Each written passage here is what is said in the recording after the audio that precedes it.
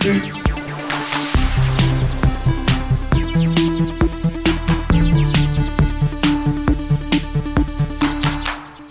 up, everyone? Welcome to GameFace, episode 381 on Sifted Games at Sifted.net. I'm Shane Satterfield, and I'm still alive. I have survived the ravages of COVID for a second time. In fact, recovered in kind of record time, to be honest, Matt. It was an interesting road, to say the least, with COVID this time. So I've now had it twice. The first time I had it, I got it with my wife. And so it wasn't a big deal. Like, we just hung out together and waited for both of us to get better. This time I was alone, so I actually had to quarantine and sit in a room for like 5 or 6 days or whatever. That was pretty rough. One thing I will say about it is, so the first time I got COVID, I was all vaxxed up and had all my boosters and everything, and it was like nothing. Like, I literally felt a little off for a day, and then my nose ran for a couple days, and I just waited to test negative. This time, Matt, I haven't had a booster or anything for like well over a year, maybe in like a year and a half at this point. You know, like a lot of people, you just kind of relax. You know, people, you know, don't have it anymore. You're not seeing stories about it. You're like, oh, I'd need something crazy to happen probably for me to get it again. And it turns out the crazy was our building, the elevator went down 3 weeks ago, and they still have not repaired the elevator. So everybody has to now take the stairs up and down in our building, and it's just, there's no ventilation in there, and I think I just caught COVID because people were just constantly walking up and down the stairs. Yeah, that seems possible. That seems like the most likely scenario on how I got it. I'm not 100% sure, obviously, but I guess... I was thinking on Friday, because I was at a birthday thing on Friday night, and I was like, if I get COVID, I will have no idea where it came from, because I've been too many places this week. I kind of knew where it came from, because I hadn't been a lot of places before I got it. So, look, what I'm about to say is anecdotal. This is just me and my experience that I just had, but I will say this, in 2 months' time, when my natural immunity is worn off, I am getting a booster. Because for my personal experience, when I didn't have a booster, COVID sucked. When I did have a booster, I cruised right through it. Again, could be totally anecdotal. I'm just telling you what I'm going to do going forward. So anyway, the crazy part about it too, Matt, is I got it way worse this time, but managed to test negative far more quickly this time than the first time where I got it. Like, I was fine after a day, and then it took me like a week and a half to test negative. This time, had it really bad, test negative after like 5 or 6 days of getting it. So COVID is crazy, people, if you haven't figured it out yet. I was telling Matt before we started recording today that I feel like COVID is like a virus that we could have got if we went and like drilled into an asteroid and took like the plug out of the asteroid and brought it back to Earth and an outbreak happened. That's COVID, man. Like, there was one point where I was laying on a bed still, and I was looking at my arms, and there was pain in my arms. There's nothing touching my arm. There's just pain on my arm. And it's because COVID attacks your nerves. It is crazy. I'm so glad I feel better. Thank you guys for all the well wishes and everything. Sorry that we missed GameFace last week, but the timing actually worked out pretty damn well because I got it like the day before we were about to do GameFace, which gave me the perfect amount of time to get better and test negative so we could do it this week. So ultimately, it kind of worked out. I don't know if you guys have all had it or you've had it multiple times. I don't know if it was easier for you the first time or worse. It really seems like there's no pattern to it, Matt. Like, it just seems completely random. It's a weird disease. It sure is. It works different every time. Yep, and as you can see, we have some new partners with us here today. Matt, you want to introduce the noobs to GameFace? Yeah, this is I'm dog sitting for my friend while she's out of town. This is Luna. So, still another Luna. Luna 2. Cat Luna's locked in the guest room, and then the black one is Strider. They are horrible terrier terrors, and they will bark, and you will hear them. I guarantee they bark at every single dog that passes by the house. Been a long week. Well, our normal co-host Luna can't be here because of this new Luna, right? This one sometimes attacks cats, so I don't let the cats out while they're here. But Luna's happy in the guest room. I go see her several times a day. She will get her house back later tonight. Oh. But yeah, these guys have been here for a while now. Been a while. I've watched them before, but this time they've been Rascals. I think they're comfortable or something now. Like they've made themselves at home. They keep coming back. Like I came back from a movie on Sunday and they'd taken all the cheese wrappers out of the trash and just scattered them across everywhere. And then like they come back with weird things from outside. They try to eat weeds. They're eating things off the floor and there's nothing on the floor. I'm like, what are you eating? And they're like, my whole job is to keep these idiots alive. Pretty much, that's it. That's your whole job. And I keep like I just don't feel like we're on the same page on that. Like I've my Steam account says I've played Dragon's Dogma for like 32 hours. I have no idea how long I've actually played it because most of that time has been pausing it to see what the hell is happening, why they're being loud, why they're not. Like when it's quiet, like why are they quiet? Like what's going on? There's a lot of checking on the kids. Yep. I grew up with a dog, and so as a young lad, I loved dogs. Mm-hmm. Growing up with a dog is kind of awesome when you're a kid. Now I have no interest in owning a dog at all. I like dogs, obviously. I don't hate them. I have no interest in having one regularly. Like, they smell, they're loud, they destroy crap. Like cats are so much better. Mm. It's not even close, honestly. They're so much lower. Yeah. And they're fucking jealous. They're so jealous. Yeah. Like anything. Uh-huh. If you pay any attention to the one dog, the other dog's going to be pissed off. They're brother and sister. Like they are? They are siblings. So there you go. So anyway, we have some new co-hosts along for the ride. They won't be here next week, right? They're leaving soon? Yeah, they're leaving tonight. Yeah.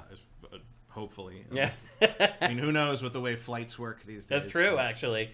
Well, let's check in with you guys before we get going into our housekeeping. Again, I want to thank you guys a ton. One, just for being patient with, no episode last week. I realize that sucks if you're one of our patrons. But none of you guys were like, hey, when's it going to happen again? In fact, I saw some stuff in the chat before we started today that said you guys were surprised we're doing the show today. So I just want to say that I appreciate you guys giving me some grace here to get through COVID. And luckily, I got through it pretty quickly. Wow, look at all this stuff you guys have going on in here. This is awesome. Thank you, guys. So many. Twitch Prime. I'm going to go through them all. Commander Fett, thank you. Ptor91, thank you. Don Lionheart, no Rise of the Ronin. We are not covering Rise of the Ronin today. I'll just let you know that right now. This show is packed. We already have too many games for today's show. So that game was pushed to next week. We have another game that was pushed to next week, which is good. We're going to have awesome shows here on GameFace for the foreseeable future. But yeah, no Rise of the Ronin today. It'll be in next week's show. User-friendly.exe, thank you for the well wishes. I do feel a lot better. What else we got here? Eric Carmenas, is Russell Wilson the answer? No, he's not. AJ the Legend Watson, thank you for Twitch Prime. Surly Mexican, thank you for Twitch Prime. What's up, Pharaoh Doll? Hope you're doing good. Cinetike, thank you for all the Tier 1 subs to our community. That's awesome. Anybody who showed up to watch the show live. Shane is Wolverine. You got that damn right. Cinetike, Shane is alive. Yep, I survived. I actually don't feel that bad. Again, it feels like the disease or the virus was worse when I had it, and the recovery was way better. It makes no sense to me.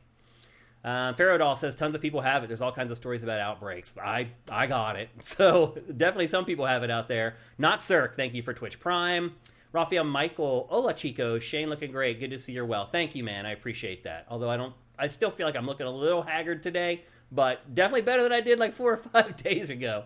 Toast9, thank you. Eric Carmenas, I'm definitely not getting old. No. Fire Native, thank you for Twitch Prime. You're not that much older than when you had it before. That's right. Yeah, but I had it like a year and a half ago. It hasn't been that long. Raphael Michael says, quite the zoo mascot there. Well, he's got the 2 cats quarantined, so. 2 cats are in their rooms. So every morning and every evening, I have to make the rounds. Go see Luna, go give pills to Rampage, go feed them, go let them out, go back and it's just Yep. I can't believe I got anything played at all. Like, imagine if you had a kid. I'd rather not. I mean,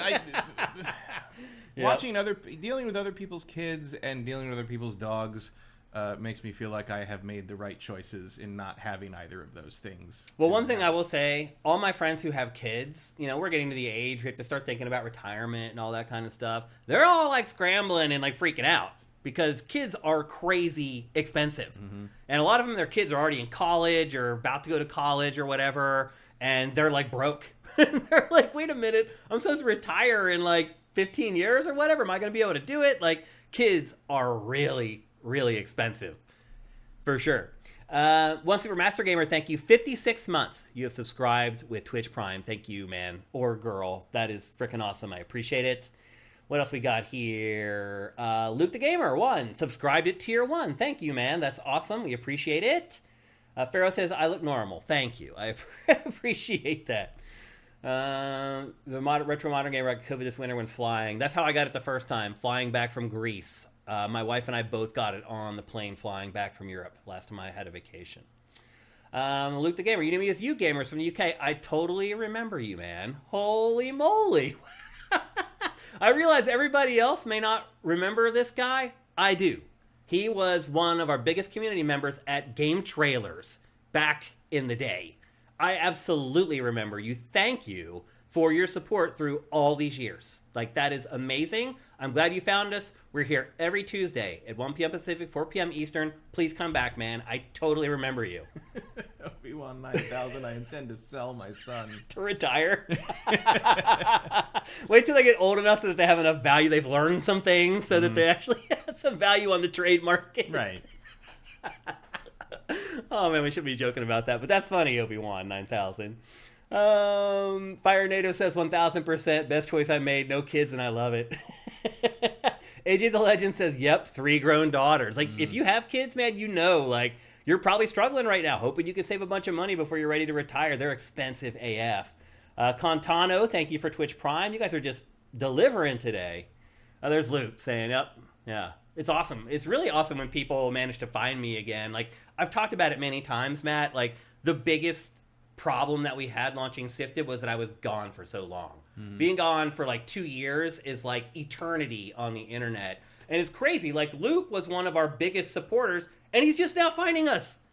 I mean, it's kind of encouraging to know that there's still a lot of audience out there that is yet to find Sifted and what we're doing here. So, good to reconnect, Luke, man. Again, we're here all the time. See you at Sifted.net, man. Come on over. I know you're a hardcore gamer just like the rest of us, and it is a paradise for a hardcore gamer. So come on over to Sifted.net and join our community. You will be accepted with open arms. Let's see. I think that's it for all the BS. Yep, me getting COVID. That was pretty much the whole story from the week. And luckily, I did not give it to anybody else as well, which is always a big thing. Like, I did reach out to people I was in contact with right before I got sick, and luckily, nobody else got it. So that's a big... So anyway, with that, let's get on with our housekeeping. Not even your wife? What do you say? Not even your wife? Nope, she didn't get it either. Nope. Like, and the crazy part was, I woke up in the morning and I had it. I had slept with her that whole night, and she did not get it. Which is crazy. Which is good. So anyway, let's get on with the housekeeping. As I said, we have a huge episode today, tons of reviews, lots of big stories for housekeeping as well. The first one we're going to tackle is something that I'm really curious to get Matt's take on. The biggest debut easily of this week is a new game called Marvel 1943 Rise of Hydra. It is a game by Skydance Media under control of Amy Hennig from Naughty Dog fame. Matt. Which we knew about. Yeah, we knew it was coming, but we got a first real look at it. There was a teaser trailer before. This is the first time we really saw it. And by the way, before we start showing this... Well, we still didn't see gameplay. This is all in-game. It's all in-engine, but this isn't the game. Like, I don't feel is like we've it, seen it. or No. is it? Oh, I mean, I just think that it may just not be that interactive. Oh, you think it's like a Walking Dead thing? Yeah, like a story-driven thing, yeah. Amy makes action games, though. I mean... Like, I would be surprised. That's gonna be a backlash to end all backlashes. Do you think so? If it were just like a narrative-driven game that they can get out every 3 years instead of waiting every 7? That's not gonna go over well. People want to fight. People want to fight with Black Panther and Captain America. I can understand that, but again, the trade-off there is that you don't have to wait 6 or 7 years to get a new game. And if people just enjoy the stories inside, with these characters and these settings... Have they said that's what it is? No. They just said that this is all an engine. I will be floored if that's what they have not said that. No. This will be a backlash like you've never seen if that's what this turns out to be. Because people are expecting this to be a traversal-based open action game. Oh, it's definitely not going to be like an open-world action game. I mean, I think it'll be like a level-based game. I think it's going to be like room-by-room game. I mean, I expect it to be like kind area of by Melee area type thing. I expect it to be Melee Uncharted, basically. Really? Yeah. I would be surprised if it's that robust, because this game also hasn't been in development that long. Right, but remember, like, she is a veteran, and everyone working with her is a veteran, and now they don't have to deal with a fucking frostbite. It's true. I mean, it is an all-star team. With the support of the Unreal stuff, like, it doesn't really like shock me that they would have gotten. I mean, she's been working on this for years already. 3 years, I think it has been. Something like that. I mean, you're talking about probably, like, they say next year. Let's see, probably slips to 2026. Probably. It looks almost photorealistic at times. Like, these in-engine visuals look incredible. Oh, like, yeah. It's a real boring choice of setting, and I mean, it's just not, like, I don't care. Why do you think they chose this? I don't know. Yeah. Maybe because Captain America can use a gun in World War II. Yeah. So they can do, like, a more shootery Uncharted kind of gameplay thing. stuff. That's my guess. So, like, then Black Panther can be more the melee fighter, and Captain America can be, like, a ranged fighter. Cause he can also throw a shield, and yeah. Like, and I get it. Like, you want to do something that involves, like, you know, Captain America's probably still one of the most popular characters from the previous saga, and so is Black Panther. They're both gone from the movies because Chris Evans, you know, retired basically from the character, and Chadwick Boseman died, which has really thrown a wrench into the ongoing MCU. Because I think they were going to pin a lot of the Phase 4 on him, and rightfully so. Yeah, he was like if he was still around, and Black Panther, one of the big main characters of the Avengers from the first saga, was still around, sort of anchoring all this alongside, like, Doctor Strange and Captain Marvel and Spider-Man. Like, yeah, that'd be a totally different world. Yeah, it would. Yep. So this is his grandfather. It used to be that his father was the one who knew Captain America in World War II, but that was when the comics were being published in, like, 1970. Now, is that the guy from The Walking Dead that plays Black Panther in this? I don't remember. I don't know who's the guy in The Walking Dead that had the lion or the tiger pet. Mm-hmm. He was like the head of one of the 20 different, like, maybe establishments. I didn't recognize any of the voices in this. Okay, and I didn't look him up. His voice, he doesn't look that familiar, but the voice sounds really familiar to me. He does sound familiar, but they both AJ sound the Legend says yes, that's him. Is that him? Yeah. Okay. What's his name? I don't remember. But AJ knows. King Ezekiel was his name in the show. Yeah, I remember that character, but yeah, I don't remember what his real name is, so to speak. But he's a pretty good actor. He played that role pretty well in the show. No issues with the cast or anything. It's just like, it's, you know, you're out of the Marvel universe proper, so you're sort of, you know, that's probably part of it too. Is like you don't have to worry about, you know, dealing with all that shit. Mm-hmm. But it's just sort of like, okay, like, and like Hydra is not a very interesting villain to me. No, I agree. More interesting than AIM in the Avengers game, but, like, you know, you're not going to run into, and because it's 1943, the worst you're going to run into is, you know, I don't know, the Red Skull, right? Like a super soldier. I mean, my guess is he's one of the big baddies. I would expect so. I mean, he's leading Hydra at the time. I don't know. Are you excited for it? Not really. Yeah, it doesn't seem like you are. I thought you really would. I thought you would be, at least a little bit. No, I mean, I'm just not interested in this time period. Yeah. I mean, I am in World War II, but this is Marvel World War II, and I don't. It's a little different. Yeah. If they were doing, like, the original, not Avengers, but there's a period where they had, like, the original Human Torch and Namor and Cap, and they were all teaming up, and you could bring Black Panther into that. And kind of that would be cool, but it just feels a little small. The Human Torch really has just disappeared. Well, the Fantastic Four not being in Marvel's license lineup, and, like, I mean, the Human Torch does appear in the first Captain America movie. Yeah. In the little tube, because the original Human Torch is an android. Oh, I didn't know that, actually. The original Human Torch is from the 40s and is an android that can catch himself on fire. Mm-hmm. And if you watch Captain America 1, when he and Bucky go to the World's Fair, there's a shot of this guy in a red, like a humanoid android in a red shirt that catches fire in a tube, and that's the original Human Torch. Wow. The Human Torch in the Fantastic Four is the second Human Torch. I never knew that. Yeah. Interesting. So learn something every episode of GameFace. I can't remember what the name of... Nightwing says, you mean Captain America and the Howling Commandos. No, I don't. The Howling Commandos are a bunch of human, like, World War II soldiers that fight with him. They were in the original Captain America 1. Dum Dum and all those guys. I mean, the Invaders. That's what it was. Farrell knew. They're called the Invaders. It was a superhero team, World War II era. Namor, Human Torch, his Kid Torch sidekick, Captain America, Bucky, and maybe that was it. That was them. And then but Black Panther could have been. He wasn't created yet. But these guys were in the 40s. They were the guys who were fighting the Nazis in the 40s era comics. Yeah.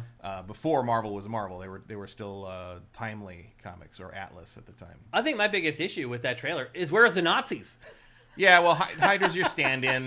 Get it, but it's like you don't want to put actual swastikas. It always feels good to punch a Nazi in the face. So. Yeah, well, Hydra are that. Yeah, in a roundabout one of my other way. issues with Hydra is there's sort of this thing where like they kind of make Hydra sort of the secret, sort of the way the mystical stuff works in Indiana Jones, where it's like Hydra are the ones who are like kind of working behind the scenes in the Nazis to like do all the weird mystical stuff and the weird super science stuff and all that, and like to me it kind of like. There's a weird, it's not intended, I don't think, but there's a weird implication of like, oh, the Hydra was the bad part of the Nazis. The Nazis were just sort of mean. It's just like, no, they were all horrible and it was all terrible and we do not need the Nazis but worse kind of side character. No, I agree with that. I know they don't want that imagery in their movie, but it's just like, or their game or whatever, but it's just like, it feels a little cheap. A little. Yeah. I can kind of understand why they did it, but and there's just sort of I don't know. There's a certain atmosphere right now in the world that I feel like trivializing Nazis as an probably enemy isn't a good really, idea. Really, what we need to do right now. I hear you. I could go ahead and just fight I don't know a bunch of dumbass super criminals or something. Yeah. I'm looking real good for a game where you fight the Wreckers. How about that? The idiots who found Asgardian magical items and decided to use it to do a bunch of bank robbing. So anyway, that's Marvel 1943, Rise of Hydra. As of right now, it's supposed to come out next year. They didn't give like even a window of next year. Coming to PC, PS5, and Xbox Series. And that's pretty much all we've got right now. There was a teaser trailer, and then this trailer, which actually shows in-engine stuff at least. I mean, it's really more to show off Unreal 5.2 or something like that. Because it was at the Epic's thing, the Unreal conference. So, I mean, it is very impressive. Oh, yeah. For in-engine stuff, man, that's really amazing. Again, it would just blow my little 8-year-old mind to see video games now. It's really amazing how far they've come. But I also feel like maybe with all the layoffs, it's like that might be contributing to part of the issues with the industry right now. So it's a catch-22 a little bit. So anyway, again, that's supposed to come out in 2025. I agree with you, Matt. Probably 2026 is more likely. We'll see. But as of right now, it's supposed to come out next year. Next up, we have conflicting stories on Xbox hardware. So, I'm sure you guys, if you're on Sifted, you definitely know this. Like, there's been a lot of chatter. I was a little surprised at how much Fast and Furious, like, back and forth was happening with this during GDC, because I'm like, who cares about Xbox hardware anymore? A lot of people do. Yeah. I mean, from a business perspective, but the whole problem is that nobody actually buys it. So it's weird that everyone's so worked up over what the hardware. It was like, what the hardware's going to be? On the shelf. Yeah, I mean, are the only people that are angry are the people who bought it already? I don't know. I don't. I mean, I hear you. I totally understand what you're trying to say. But there were mixed signals coming from GDC, Game Developers Conference in San Francisco this week. On one hand, we have Polygon, who scored an interview with Phil Spencer, and they ended up breaking it up into 2 parts. Second part's live on Sifted right now if you want to check it out after the show's over. But the interview, the first part of the interview, they talked to him about handhelds. They start talking to him about, hey, like, Steam Deck's doing great. Rogue Ally's doing pretty great. Like, have you thought about creating a handheld Xbox? And, normally I would be like, that's never going to happen. But he was like, hold on a minute. Yeah, I have been thinking about making a handheld Xbox. He says he has an Asus Rogue Ally, and he loves it. And he said his only big concern that's really remaining for them to make it happen is to make sure that everything is copacetic. Meaning, if you save something on the Xbox handheld, when you go to play on your Xbox console, the save is there. You can continue the game and pick it up where you left off on the handheld. It sounds like they don't have that angle of it ironed out yet, but it also sounds like this is something that he's very interested in. Which is weird because that's one of the things that the Xbox Cloud thing does very well, like automatically, jumping back and forth between my console and my PC on Starfield. And snagging that save from the cloud, I agree. But that's what he brought up over like several times in the interview was like, well, we want to make sure that the ecosystem is there, everything's working the way people expect it to. But it kind of sounds like if they get that figured out, like they are realistically looking at making an Xbox handheld. Why not another loss leader? Yeah, Let's go ahead and do that. Does this sound like a good idea to you? No. Why would? I mean, obviously, I'm not into the handheld thing anyway, but isn't the appeal of the Steam Deck stuff the versatility of it? Yeah. And not being trapped in one ecosystem, really? You know, I mean, obviously, you're trapped in the Steam ecosystem, but the Steam People ecosystem want to be is in so that ecosystem. broad that it might as well be everything Yeah. you could imagine. And, like, the Xbox ecosystem is simply not that. I agree. Yeah. But it does. So he has the door open there on creating an Xbox handheld. Then And like what kind of like to compete or to be in the same space as the Steam, like you're talking about something that would cost more than the Series X. yeah. It's just a weird direction. I don't understand it. And then on top of it all, late last night, early this morning, depending on your perspective, Games Industry released a podcast where they talked about they didn't name names, which is a little I don't know, running stuff like this without sharing your sources, okay, I can deal with it a little bit as long as you're not doing it consistently. But basically what they said is that from hanging out, drinking with developers, and just the overall GDC scene, which that's a lot of what it is, let's be honest. Yeah. People are drunk and they talk. Right. And they said that the vibe that they got from talking to tons of developers at the Game Developers Conference was that Xbox hardware is in deep shit. That retailers in Europe already started taking away a lot of the games and aren't selling all the games. Yeah. They're now considering getting rid of Xbox in Europe altogether. I mean, if there's one thing I learned over the years of doing this, it's the things I heard from drunk developers in bars at GDC always turned out to be more accurate than the thing we were told in the interview at GDC. Yeah, it really did. So I think there's some validity to this. Yeah, I would think so. Like a lot of validity. Like if you've been at GDC, you know how it is. There's this. It's hard to explain unless you've been there. But you get there the first day, everyone does their business stuff. That night, everybody goes out and drinks together for the first time. And as you said, it's your one chance really all year to hang around with drunk video game developers. Yeah, you want to know the inside scoop from the level designer of some whatever game? Yeah, you're gonna find some. They'll sit there and talk to you for hours. Crazy shit out at the W in San Francisco. I walked out of bars there and I'm like, I can't believe they just said that to me. Yeah. And then sometimes I'd get an email 2 hours like, later hey, maybe don't share that on Invisible Walls or whatever. Like, yeah. So they will follow up sometimes. I generally don't. Most of the time I get information like, I'm not, I've never been a scoop breaker. A scoop breaking reporter. I've been a TV producer. And usually I use, and a reviewer, but I usually would use my information on that to like more inform myself and how I approached reviews or how I approached, conversations on podcasts like this or whatever. Yep. Like that's what I use. I'm not Patrick Klepek, but I'm going to use the hello. Patrick Klepek would have a dog that fit on its lap, for instance. I do the same thing. Information that I get, I very rarely ever break it as like news because it's not worth it. Instead, I use it to form my opinions over the coming period of time, knowing I have that little nugget of information in the back of my mind. I may not tell you that stuff is forming my opinions, but it is. And that's how I operate as well. I never saw the value in breaking news because what happens, Matt, in today's social media age, you get nothing for it. No. You get no action as far as getting people to your website. Nobody has a website. They just find out about it from whatever Twitter account. Yeah, they found it out on Twitter. And so you get nothing out of it. And then the publishers or the developers pissed off. Like it's a lose-lose. So if I get scoops, I just keep them. I hate to say it, I don't share them with you guys because there's no value in it. Oh, I know stuff that would curl your fucking hair. Yeah, seriously.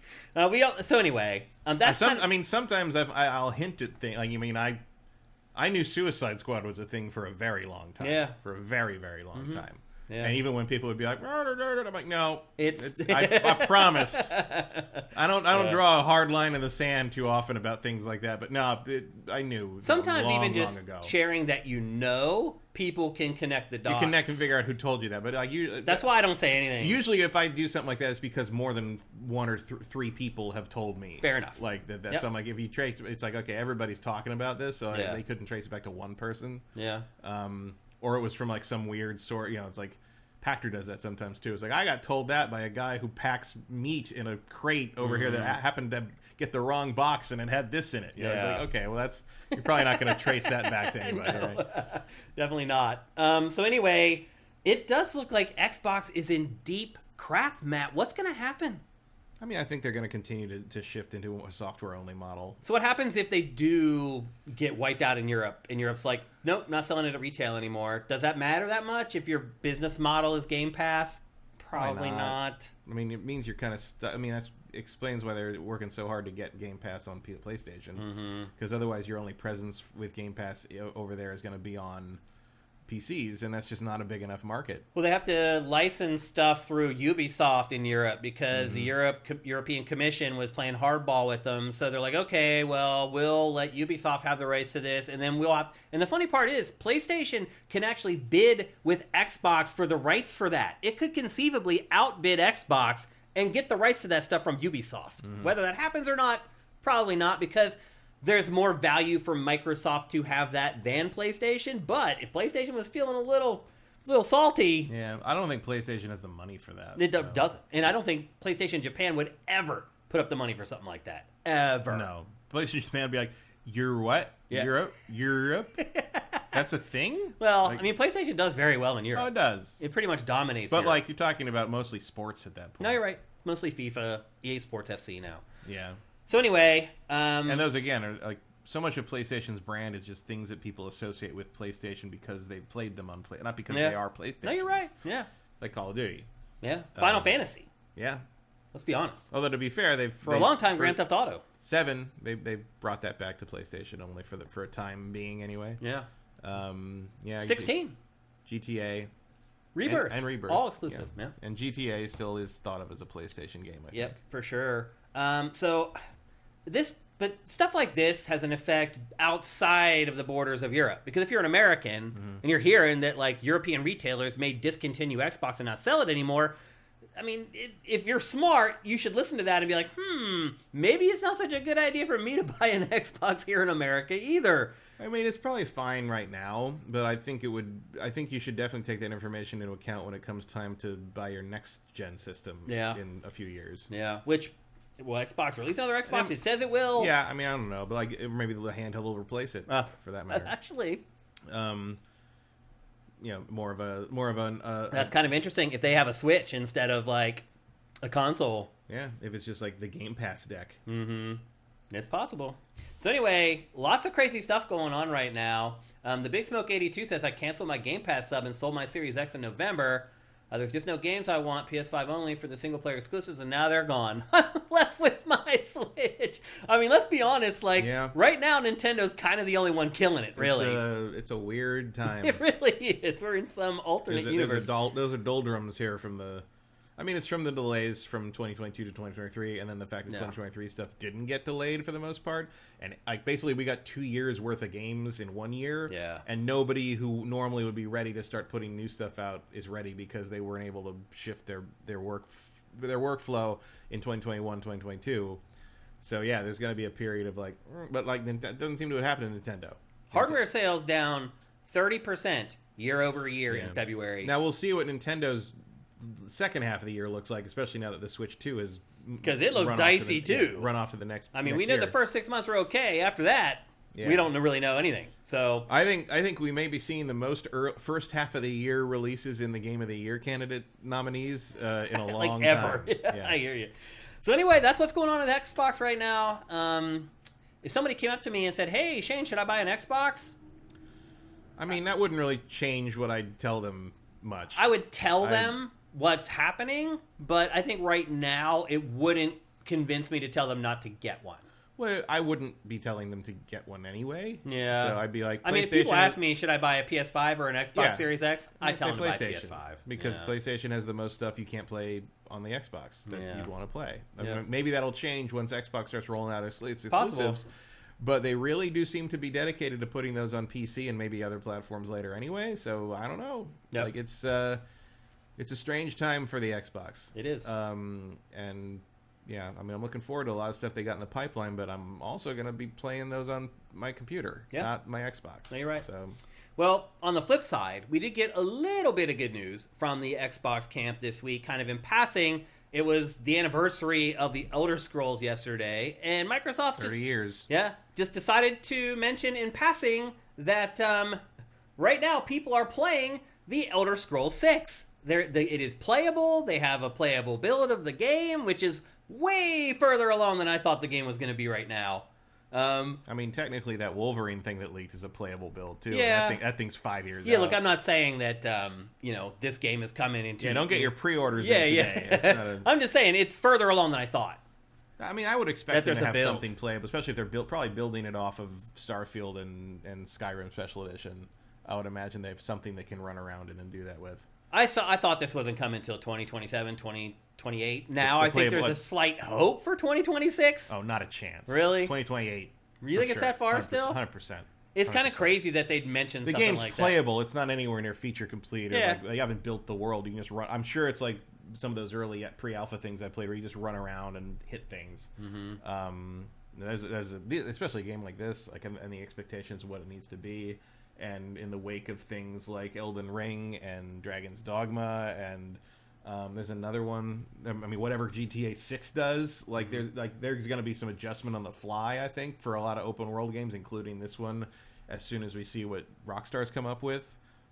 If they've come, I don't know. Rockstar doesn't always innovate on that front. The 4 and 5's. I mean, look at Red Dead 2. Did it innovate in a lot of ways? Not in the terms of open world stuff. I wouldn't say. I mean, I think it was more of what was already there in 1. Yeah. And that's certainly cool. And that's basically all Elder Scrolls needs to do when you think about it. And let's hope that maybe it doesn't try to do more than.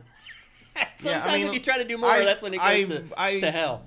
I would love one day for the combat in the Elder Scrolls games to be passable. Good.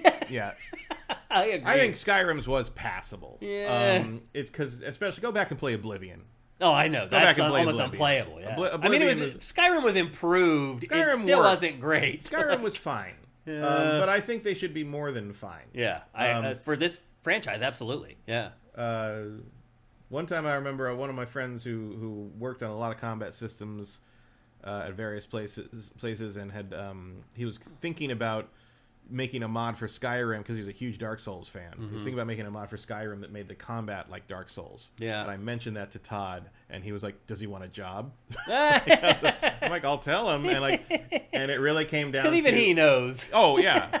I mean, to be fair, the combat in Starfield vastly improved over Skyrim. Oh yeah. I mean, but it is mostly projectile based. I mean, I don't really know how to compare it to Skyrim because it's not melee, but it is certainly vastly improved compared to Fallout 4. Yeah, for sure. They finally nailed, ranged combat. Basically. Yeah. So I'm sure the bows will feel great. In the magic casting. Yeah. The magic's always been they've made progress with magic every time. Skyrim was the first time a magic only character was really viable because they got rid of this stupid mana bar. Right. And you just were recharging basically. Yeah. I love that. That was great. Mm-hmm. So I don't know. I mean, look. You mod Skyrim up enough, you can basically play it like Dark Souls now. Like there is combat mods that make it feel pretty close to a melee action game, or at least like a Fable. That's encouraging. You can do it. Those are fans, right? But you can do it. And the thing is, Bethesda knows that. They know you can do that. Yeah. So the stakes are high. Yeah. So you're thinking not till 2028 still? 2027 or 8. Yeah. I can't see it. I mean, there's so much to do. I wonder if they're going to keep updating us every year on this big anniversary. There's nothing wrong. I mean, weird little anniversary dates and weird things like that have become like tradition. Milestones from a for PR that stuff. Thing. Yeah. Like and Mario, 7 Day. We get Mario something Day for and Mass 7 Effect Day. every time. Dragon Age Day, which might be the weakest choice of because it's what is it? 12/4. Is that right? DA. Oh yeah. December 4th. DA. Dragon Age Day. Go away. That's very fitting for the game series that takes place in Thetis. Yeah. Which stands for the Dragon Age setting because they never came up with a better name for it. But the Retro Modern Gamer says Phil Spencer wants Epic Games Store and others on Xbox consoles to grow the console market. Yeah. So the second part of the interview today with Polygon, he basically talks about how the market is flat. Mm-hmm. Like completely flat. Like the industry isn't growing anymore. And he's like, so how do you grow it again? Right. And obviously his answer to that is Game Pass. We'll see if that ever happens. But anyway, that is the second part of the interview. That, again, is up on Sifted right now if you want to check it out. Something fun that was mentioned by an insider who's been right about pretty much everything that they've predicted thus far. It's an account called Dusk Golem. she, I don't know if it's a guy or a girl, shared yesterday that Resident Evil 9 is going to be an open world game. What do you think about that? I don't know. Like, you got to do something, I guess. Do you think you have to? Yeah. I mean, I am perfectly willing to give an open world Resident Evil a shot. I've walked through corridors and weird houses for 25 years. And if you want to do something different with it, sure. We know that the Resident Evil engine can do it because we're playing it right now. Playing it right now. Yeah. Sure. I don't know. I don't care. You don't care about Resident Evil? Not really. Really? No. Interesting. I mean, I certainly like 4, and I thought the remake of 2 was great. But like most of that series is a dead fish to me. I mean, it was of the time, obviously, the older ones. But I don't know. I don't care about horror games for the most part. Yeah, you really don't. Yeah. And Resident Evil is just mostly stupid to me. Like, it's just so dumb. Like, it's impossible to take seriously as a horror thing. It's kind of a bad game about half the time. And when it's not, it's great, but it's more of an action thing. I mean, Resident Evil 4 was awesome, and the remake of Resident Evil 4 is awesome. So if you make Resident Evil 4, but with a big open city full of zombies, yeah, maybe. I mean, I feel like Village and the RE4 remake are already they're flirting with it. They're creeping in that direction already. 8 was certainly messing around with that a little bit. Yeah. So I don't think it's that far-fetched to think that the next one might be that way. And as you pointed out, Dragon's Dogma 2 is built on the RE engine. So already... What are you doing? The jealousy. So already they've proven that engine can work with an open-world design. I just wonder... I think the thing about Resident Evil that makes me wonder if it will work with an open world is how each area is kind of curated and enemies are placed in very specific points. I mean, it's the same thing I kind of wondered about From Software's games, how they would work in the open world because, they're bastards and they hide enemies around the corners. Well, as it turns out, they're like, okay, we'll still have that in our game. We'll make it a cave or these little smaller environments inside the bigger environment. That could work. So if you have a Resident Evil game where it's a big city or whatever, but you still have a mansion and you still have a hospital and these big buildings that you still need to go and infiltrate and do the Resident Evil thing, then I think it could work. But I don't think that just like every action franchise should just become an open world game. Like, I don't feel like it's just like the natural order of things that, we have an action game that was, this linear thing in the last generation, and now it needs to be open world. I don't think that that's the case. Like, well, I think in this case, it's just we've been a linear thing for a quarter of a century, and we're going to try something different because the engine can do it. Yeah. I just hope they go Resident Evil 4 more than Resident Evil 8, because I'd rather play a third-person game in that case. Yeah. Yeah, that's all. I mean, I don't know. Like, Resident Evil is not some kind of, like, holy scripture or like some kind of like untouchable thing to me. Like, fuck around, I don't care. Like, Resident Evil 6 didn't ruin anything for me. I don't care if Chris Redfield punches a boulder into rubble. Like, I mean, it's ridiculous anyway. Like, go ahead and have fun with it. At least, and I feel like they've kind of dragged as much as they can out of the first person sort of tangent they went on for 7 and 8, and I guess try something new again while you're still remaking other stuff. I mean, I would imagine there's a remake of 1 in the pipeline. There's a remake of 0 probably in the pipeline.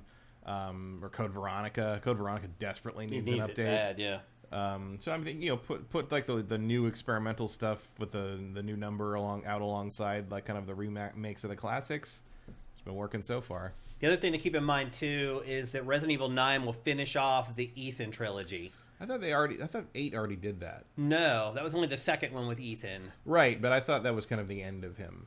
No, there's still some story left to tell there.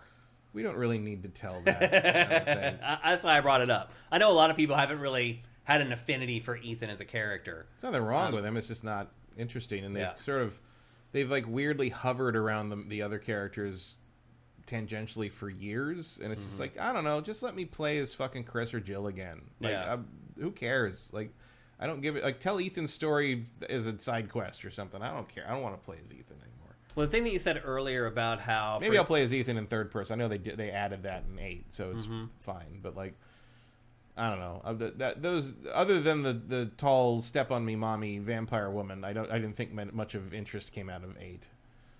Lady Damask, whatever. People seem to love her. Oh, everybody loved her. Yeah. But and it makes me wonder what the hell they're going to lean into in the next one. Yeah, because you kill her.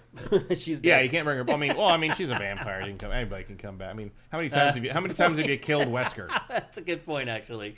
And to your point earlier about how you don't view Resident Evil as a sacred cow.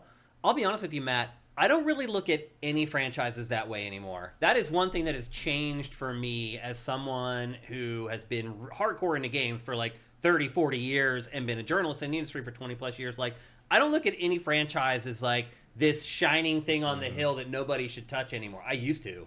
I have a couple of those, but they're things that like no one else cares about but me. Most of my fears have been waylaid. Like a lot of the big franchises, I was like, "No, don't do that. That's going to ruin it." Like as it turns out, it didn't ruin it. Well, Like, a lot of times I still don't like the new form of Zelda. Right, I was going to say a lot of times it does ruin it for me. Yeah, but it doesn't ruin it at the marketplace. Right. In the box office. So yeah, I mean, ultimately they've done the right thing. It's not like Zelda's going away forever because the changes made them bomb. They were bigger than ever. I just didn't like them as much. Yeah, me too. And the other stuff I have is like Jet Set Radio. I think Bomb Rush Cyberfunk is one of the worst things I played last year. Yeah. In part because they don't understand the tone or the presentation. People disagree with us on that game. Oh, I know, time. but they're wrong. Well, we agree with each other on that game. But I thought playing that game was a miserable experience. Not because of the gameplay. The gameplay's fine. Like, it is an updated, better gameplay version of what Jet Set Radio did 20 years ago. Yeah, it better be. Of course it better be. But, like, it's a thoroughly unpleasant game. It lost the spirit of the original. Music sucks. Yeah. I'm sorry. Like, nothing, it doesn't touch the music in those the Jet Set games. Like, I'm sorry. Like, it's not even close. Yeah. And I'm also skeptical of the new Jet Set Radio game they're making. I mean, doesn't only sit on Bomb Rush Cyberfunk.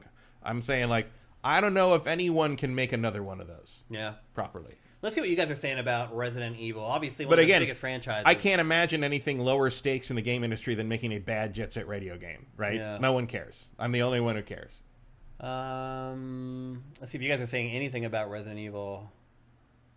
Silk Snake says, no, he was in the DLC and his daughter has powers too. Ethan's daughter, yeah. So the big DLC, if you remember, she had kind of taken over the mantle. Yeah, Ethan's daughter finishes the story. That's what I thought. Yeah, that was the DLC was all about Ethan's daughter. Yeah, so you don't need to do another game about Ethan. Yeah. We're done. Maybe it's still him. I mean, it's his daughter. It's the Ethan trilogy, so to speak. Well, you're going to play as her in the game? Yeah, I think so, yeah. All right. Was she magic? What'd you say? Is she magic or something? She has special abilities, yeah. David 5807. Can she make a horse jump up a cliff? Because that's required now in open world games. From Elden Ring.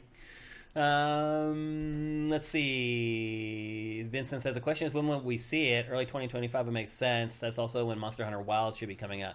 Yeah, I mean, if you look at the cadence of the Resident Evil games, we are due for one next year. Yeah. Whether that's going to happen or not, I don't know, because they squeezed the RE4 remake in there, and like, I don't know exactly how they're going to make that happen, but typically we would get a new Resident Evil next year. Yeah, so, I mean, I get the impression there are different teams doing the new ones and the remakes. Mm-hmm. So, I mean, I would imagine we'll get whatever the next remake is. It's probably 2 years away. Yeah, maybe a year and a half. That'd be my guess. Probably Code Veronica. Also, Code Veronica would make sense, but they do really need to do the first one to like complete the remake, the 1 through 4 sort of. Set the original. What do you call that? Not a trilogy. It's a quadrilogy. Quadrilogy? Or a tetralogy, depending on which language you want to go with. Okay. So anyway, that's the latest on the new Resident Evil. Next up, we got, I think, some bad news this week. Some people may not feel that way, but I do. We are not getting a sequel to Baldur's Gate 3. Larian is like, no. Well, here's the thing. Yes, we are. Larian's just not going to make it. Oh, okay. Right. I guarantee you there will be a Baldur's Gate 4. Oh, yeah. For sure. But Larian's not going to be the ones making the game. I think this is smart. On whose part? Larian. I mean, no one else gets to make this decision, right? Yeah. I mean, Wizards of the Coast could have. They wouldn't, though. They'd be dumb. They're like, but they could have hired another. Please make us another of the most high-profile thing we have ever had in the history of this IP. Yeah. No. The Larian is more than capable of making their own thing, and I'm sure a development process of something this complicated in which you do not have to answer to Hasbro is going to be a better experience. Yeah. Because they're a nightmare. I understand why Larian did it. Yeah. Because I wouldn't who wants argue to work with a partner if you don't have to? Right. And although I wouldn't argue with somebody kind of going up, sidling up to them and being like, hey, I got the KOTOR license right here. If you would like to take a look at that. But I think, imagine all the suitors that Larian is going to have. But that they know they're not going to make another Baldur's Gate. I think it's much smarter for them to move on to their own thing. They can write their own ticket now, so do it. It was so nice, Matt, to have a great Dungeons and Dragons game. Oh yeah, we have it now. Yeah, it's never going anywhere. One. You haven't finished that game. What'd you say? You haven't finished it. I mean, I've spent 40 some hours on it. Right, but it's still there for you. Yeah, it's still there. I'm a little surprised they're not going to do any DLC, but it was interesting to hear him say basically like nobody's heart was in it. Yeah, and I'm sure integrating DLC into that thing would have been a nightmare if you didn't plan it all along. Yeah, or maybe even standalone stuff or whatever. But I definitely support them going on and doing their own thing. I do hope they do their own thing that's a separate thing and not like Divinity Original Sin 3. Which would probably be my guess of what they're going to do. Yeah, but I don't think that's really a very compelling But that's what they want to do, though. They want to take the audience that they built with Baldur's Gate 3 put it on their own stuff. And then send them over to their own IP where they make all the money. I would say do something new. Me too, yeah. I mean, I've already played Divinity Original Sin. Original Sin 2 is about as good as that's going to get. Yeah. Take your lessons from both of those games, make something brand new. With the story narrative threading qualities of Baldur's Gate 3 and an actual good combat system this time, because Dungeons & Dragons only takes you so far. It's kind of a mediocre game in terms of the wargaming aspect of it. Yeah. Partly intentionally. It's not supposed to be. It's supposed to be a more casual storytelling thing, especially in its modern iteration.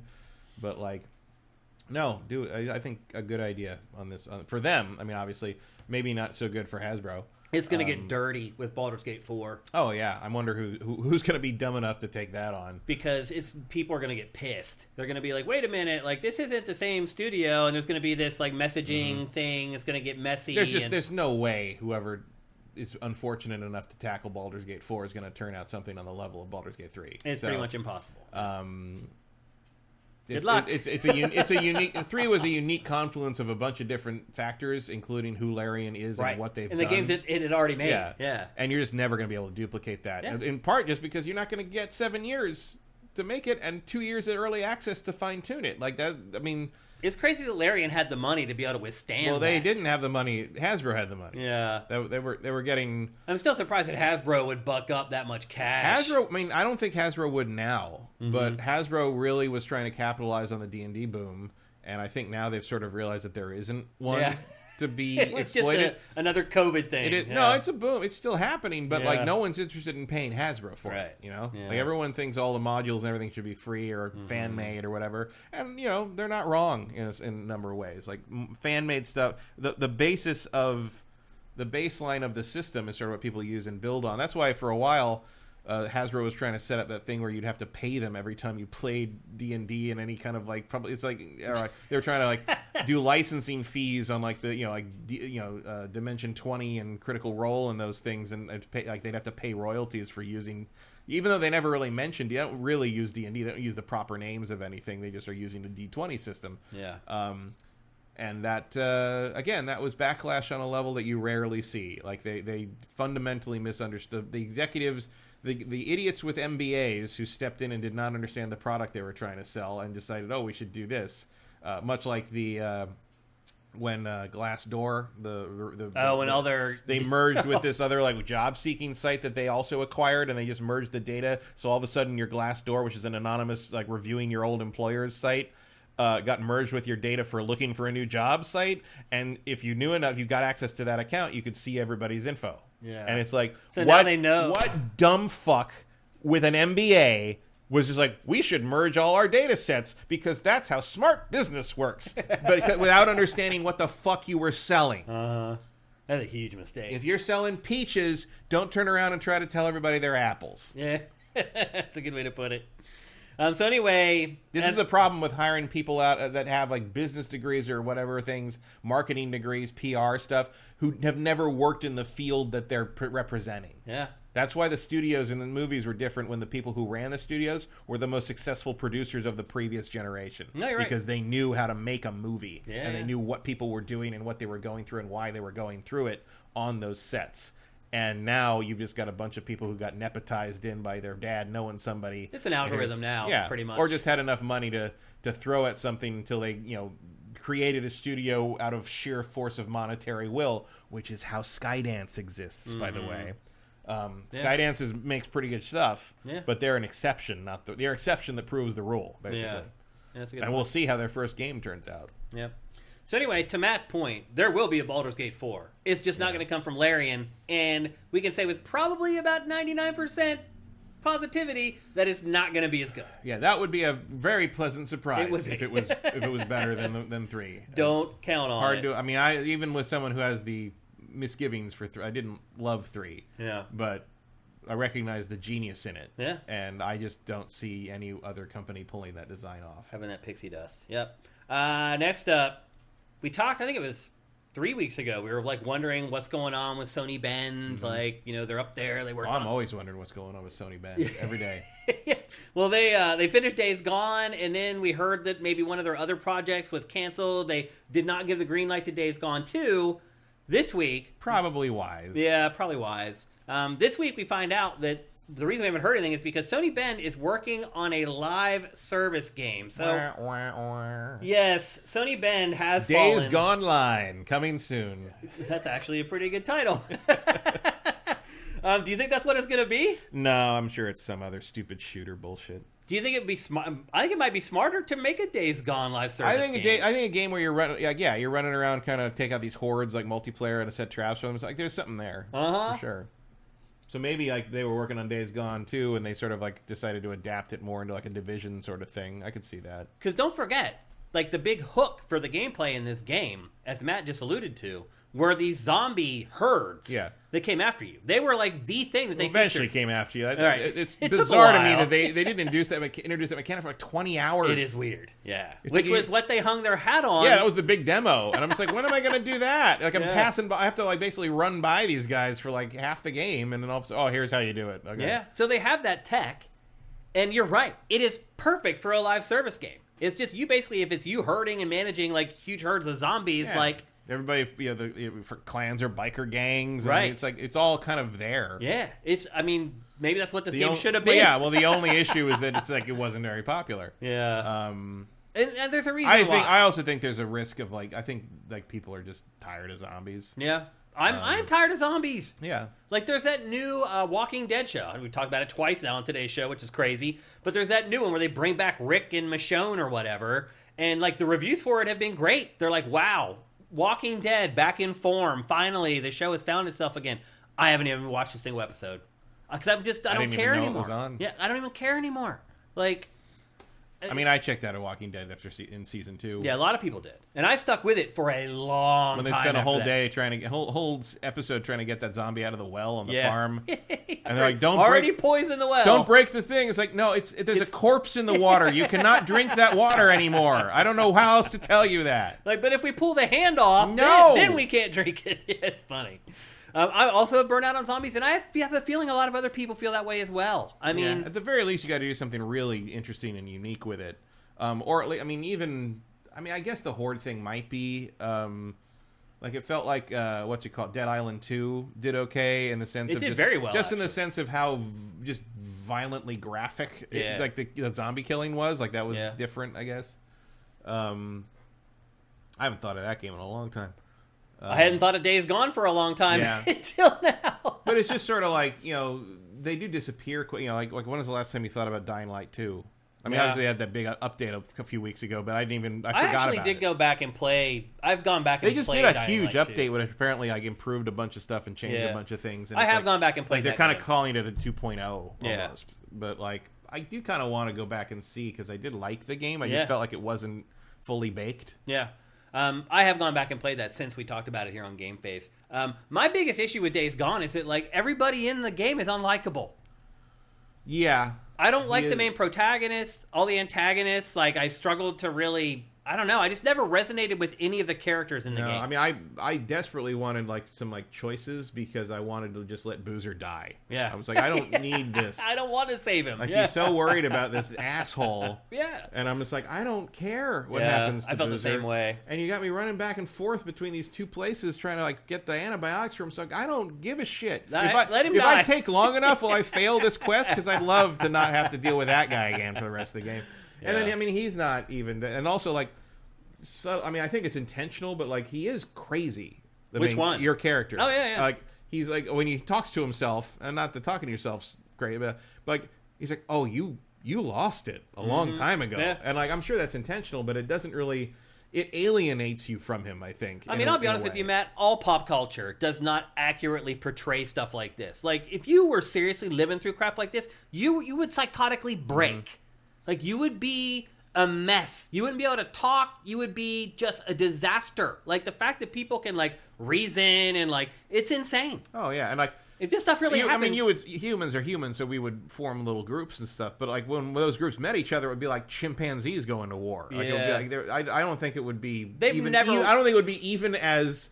civilized as what you see in these things. I agree. Yeah. So anyway, although I guess it depends on the type of zombie. Like, I do believe that if like a Resident Evil zombie style out, like a slow zombie thing happened, we would be able to deal with that. Oh, you mean we'd like survive and everything? Yeah. Like you'd be able to contain that. I'm just saying mentally, these I don't guys, think like, human beings would be able to deal with it and accept. Well, what's we already happening. saw that in the pandemic. Right. A whole bunch of them didn't. Right. That's a good point. So.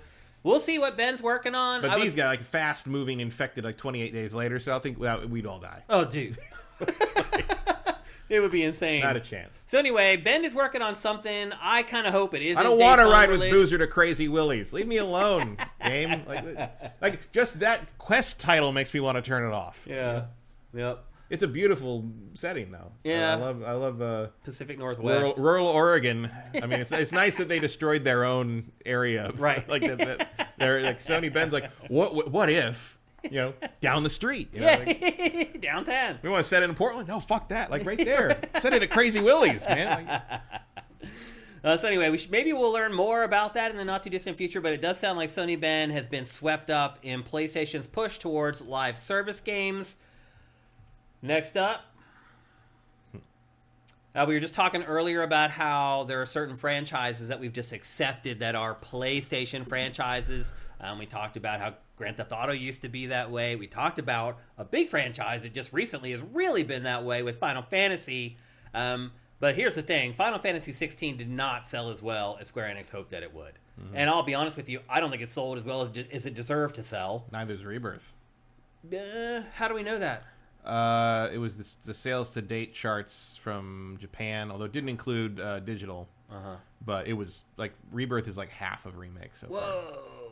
I didn't see that. Now again, that might be because digital has taken over. In the U.S., it was on sale for 1 day in February. It was leap year to 29th, and it was still second on MPD.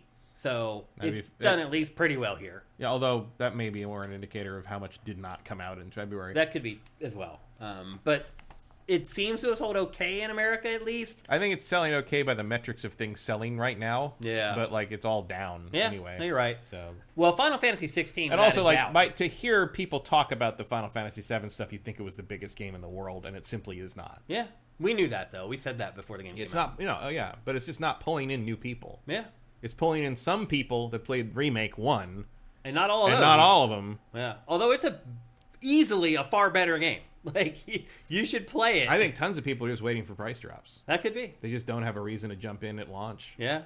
Well, Final Fantasy 16 is an excellent action RPG. Matt and I both really like it. Oh, I would put this head and shoulders above Final Fantasy 7 Remake. And the game did not sell as well as it should have. And so Square Enix, it had an event this week, and it announced some stuff for Final Fantasy 14 and things like that. But it also shared in an interview off the cuff that Final Fantasy 16 is coming to new platforms. Yeah, which we kind of knew. I mean, well, we could have guessed. Stop. Here's the thing, though. Why are the dog's claws sharper than the cat's? What the hell is that? Good luck trying to clip those, too. I'm doing that. And so he says new platforms, but what other? There's no. There's one platform. Well, PC. Well, it's already. Well, I think they already announced it's coming to PC. Yeah. So they're saying in addition to PlayStation and PC, it's coming to new platforms, and there's only one because it's not coming to Switch. I mean, you could cloud it on Switch. I guess you can cloud it. That's nothing Square Enix has done so far on Switch, but you could. They could go the Ubisoft route. But let's just be honest, it's coming to Xbox Series X.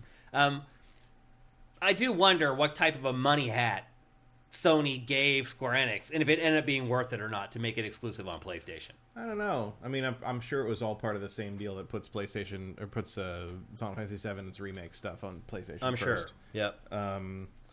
A blanket deal. For I don't franchise. know. I mean, I'm sure at the time it seemed like a better idea than it turned out to be because Final Fantasy is just sort of.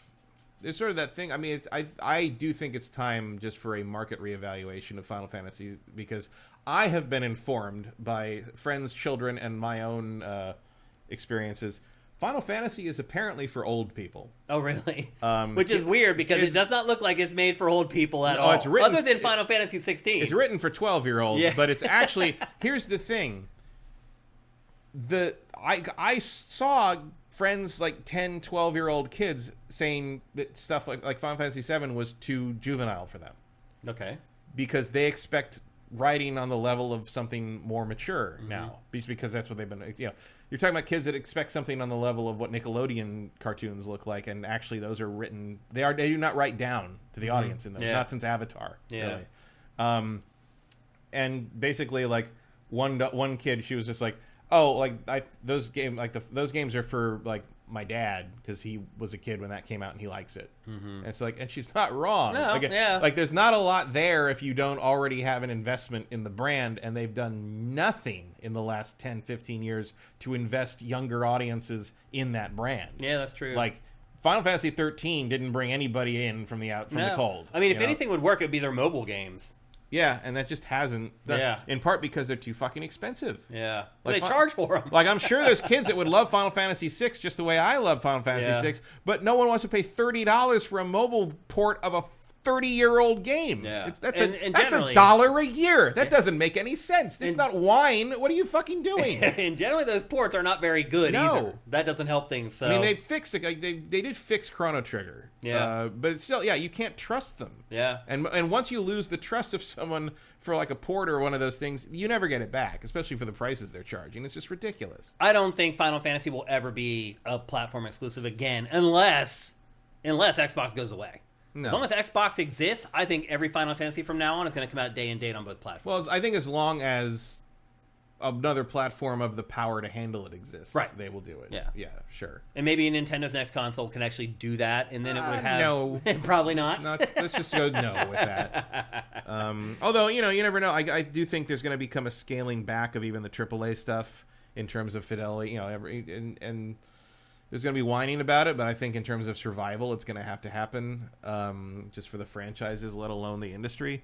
And you're already getting people whining about how big the installs are on things. We're like, oh, how come it's 120 gig install? It's like because you want instant load times, 4K visuals, and 4K textures on all the rocks. Yeah. So that's how big the installs are now. Yeah. Like that's they're trying to meet the audience's demands, and if they don't, then the audience whines. And if they, whatever the trade-offs that are required for meeting those demands, the audience whines about those too. Yep. So there's no way to win, and at a certain point you're going to have to just drop those budgets and drop the time spent in development, because that's where the budget comes from. Paying people to work there for years, especially for artists, because as many of my other dev friends have said, you can make any game with 30 designers, 15 producers, and 2 creative leads, and 500 and however many artists you need. Like that's it. That's a show. The game team is that, and anywhere from 10 to 10,000 artists, depending on how big. That's the difference between a AAA game and an indie game. True. Is 1,000 artists. Yeah, that's it. Yeah, because they have to make all these textures and models and areas.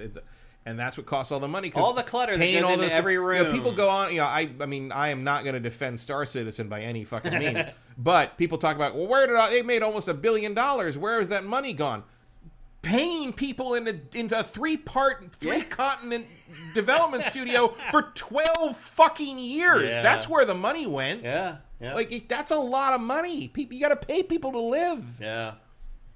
So yeah, that costs $1 billion after 10 years. Yeah. And when you don't put a game out, it's weird. Yep. Yeah. So, yeah, I think Final Fantasy going forward going to be multi-platform. If there is such a thing as multi-platform going forward, yeah, I mean, we'll see how that all plays out. I don't think limiting it to anything has helped anybody. Yeah.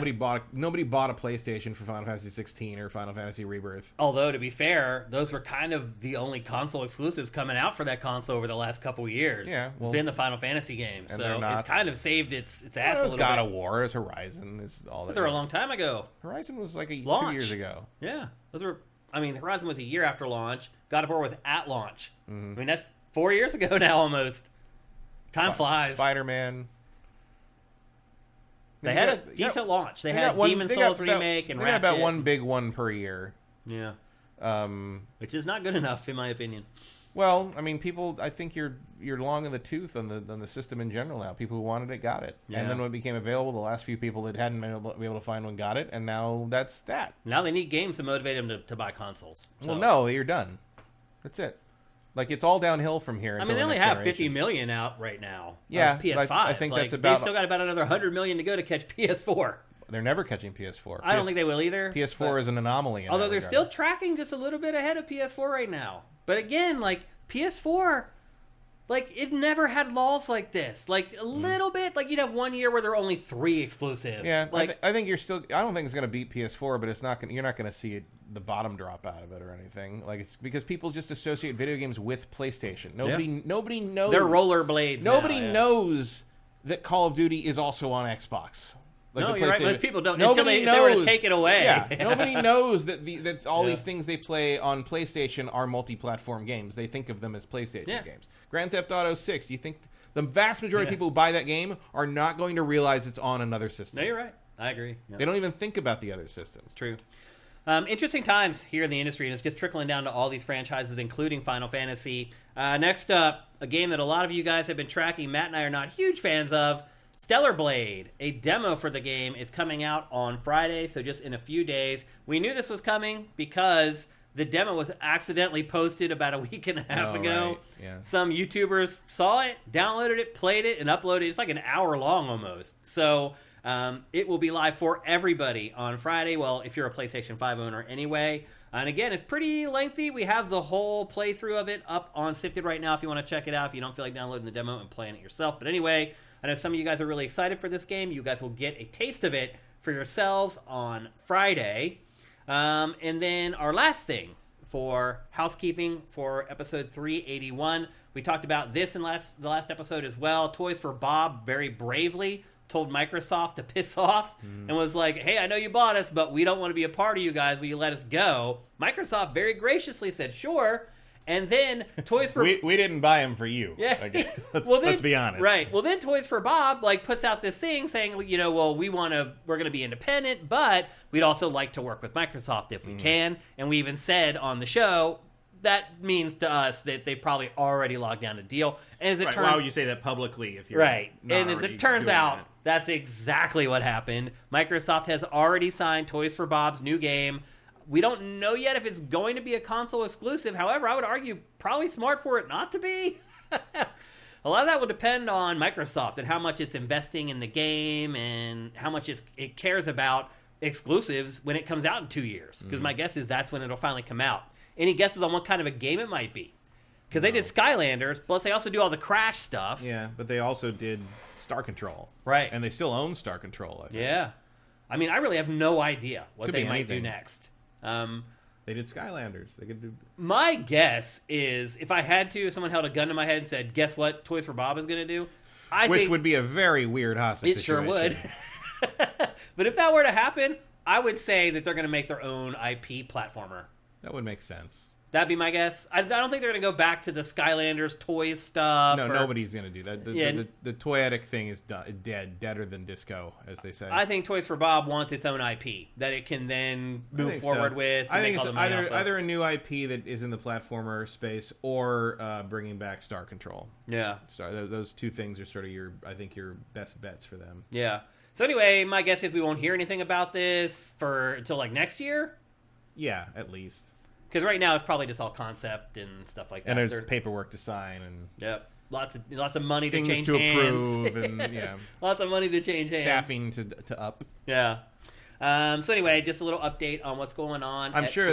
Hopefully, this is like a guerrilla game situation where they've been toiling away on all this Activision garbage for so long that like they've had their own ideas percolating internally for years. Yep. And they probably pitched them already, and Microsoft was like, no, or Activision Blizzard was like, no, we need you to keep doing this thing that we have you doing. I mean, it really sounds like maybe there was a thing where they were like, we want to make this game, and if you let us go, we'll make it for you. Yeah. And Microsoft was like, all right, cool. Seems that way. Yep. Like, it seems like the most copacetic arrangement. Yeah. So we'll find out about that probably next year would be my guess, somewhere around Summer Game Fest time. I'm sure it helps that they've been around for 30-some years. Yeah. It's not like you're dealing with like newbies or like a startup or something. They trust them already. Yeah, these guys are going to come through or something. Yep. If you give them money, they're going to actually finish with a product. So there you go. That's our housekeeping for GameFace episode 381. It's time to get into the bulk of the show and all the reviews we have for today's show. But before that, here's a word from our sponsor, LS Cream. LS Cream is a fine cream liqueur created by fellow gamer and sifter Stevens Charles. It's inspired by an ancestral recipe from Haiti called Crémasse, and a double gold winner for its original taste at the New York Wine and Spirit International Competition. LS Cream can be enjoyed on the rocks or as a mixer for drinks with its rich blend of fresh cream and neutral grain spirits with notes of coconut, vanilla, cinnamon, and nutmeg. It's great in coffee or to make espresso martinis. To learn more, discover amazing drink recipes, or to track down your own bottle using a handy store locator, head to creamls.com/sifted. That's creamls.com/sifted. Well, one thing I definitely did not do this week was drink alcohol. That was not on the agenda. In fact, that was the last thing on my mind was having anything to drink. But if you do want to support our sponsors, please go to creamls.com/sifted. Try to use that URL if you can. You can go there. You can find a store locator to help you find it locally. You can figure out how to get it shipped to your house. If you do go to the stores, you're just poking around in your local liquor store. Your local liquor store. This is the bottle that you should be looking for. It is very distinctive, very easy to pick out among all the other bottles at the store. Matt and I both love LS Cream. We swear by it. We love it. We mix it with everything we can. And you should too. Again, go to creamls.com/sifted. Again, try to make sure you remember to use all the URLs that we throw out to you guys, because sometimes you get discounts, but most importantly, it helps them track to make sure that you guys are actually following up on the stuff that we're sponsored by. It makes a big difference for us and for LS Cream. Big thanks from us to LS Cream and Crémasse. All right, with that, it's time to get on with GameFace 381. We got a bunch of reviews in today's show. Let me just do a quick clock check here. Okay, I think we're okay. Matt, if I push it along a little bit, don't get offended. I just want to make sure we get everything in before we get to the end. We have a lot to get to. As you might expect, you're probably not surprised to find out, we're going to start today's show with Dragon's Dogma 2.